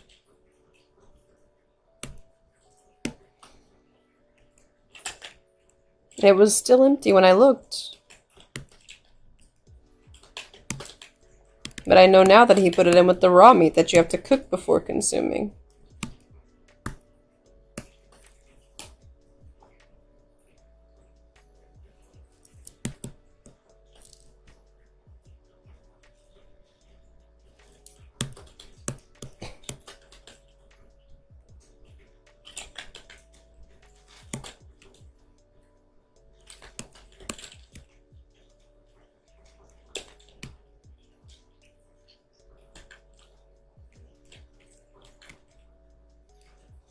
Yeah, he thinks the lunch meats go with the raw meat. I was like, where's this turkey that you speak of? And he goes into the raw chicken drawer, where the raw chicken is at, and pulls out the pack of lunch meat. I was like, oh, okay. Like, I see how you reached that conclusion, but it's not correct. If I'm being honest.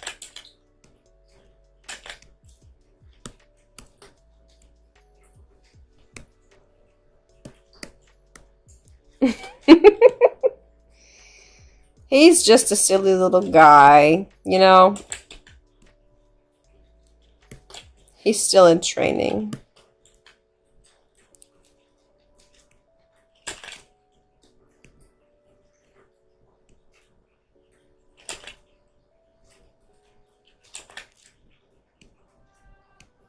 Like, I never thought to look there. I never thought to look in the raw meat drawer for lunch meats. I don't know. Maybe it's just me.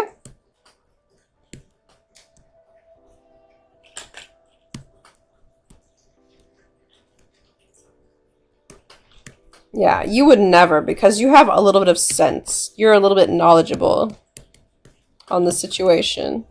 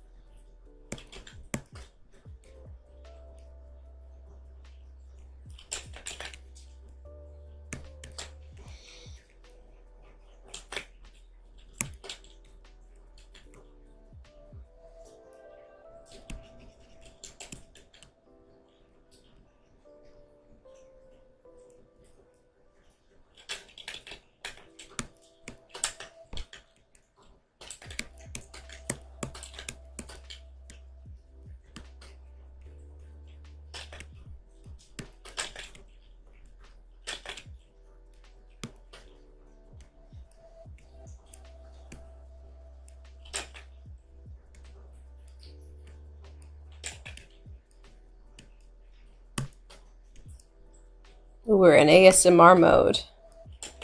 Ooh, you like that? You like ASMR mode? Where we're just tippy tapping on the screen?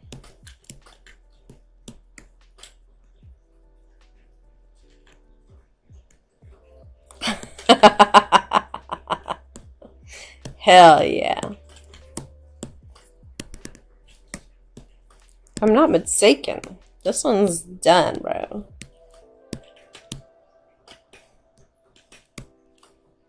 I think that's done. What do you think?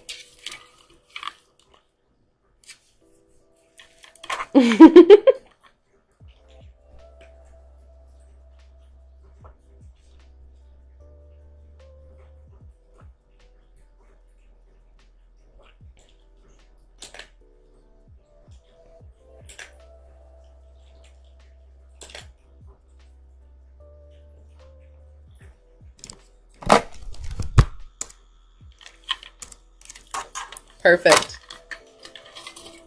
And then I actually think I'm going to stop the stream there.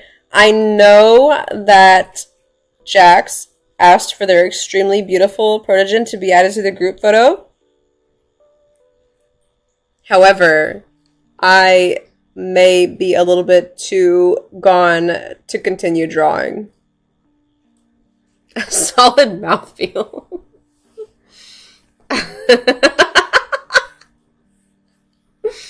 However, maybe I'm going to figure out how to do these regularly and not dox my bank info on stream. But I will get to this. I'm going to continue that picture with everybody's that they put in that chat on that Discord for the protogens group picture. This is a really beautiful design. I'm in love. But yeah, I'm gonna do the stream. I'm gonna stop the stream here because I am a little bit too far gone to continue drawing. If I'm being completely honest, I accidentally myself. So I'm gonna go make a sandwich. I'm gonna go to the bathroom. And then I'm gonna get ready for Lethal Company. What do you guys think about that? Are you guys ready to play some Lethal Company? I might stream the Lethal Company, because I can't dox my bank info on Lethal Company, so that might be a good idea to do. I'm so glad you guys enjoyed the stream, and maybe I'll do some more streams. I gotta figure it out. And I'm so glad you guys could join, and I'm so glad you guys had fun. And I hope that you guys can continue to be on my streams in the future, because I know some of you haven't been able to make it historically. And I hope that maybe there's some more people gonna come to the streams also, and you guys can make some even more new friends, like you did before. You know what I mean? So, okay. That's it. Bye.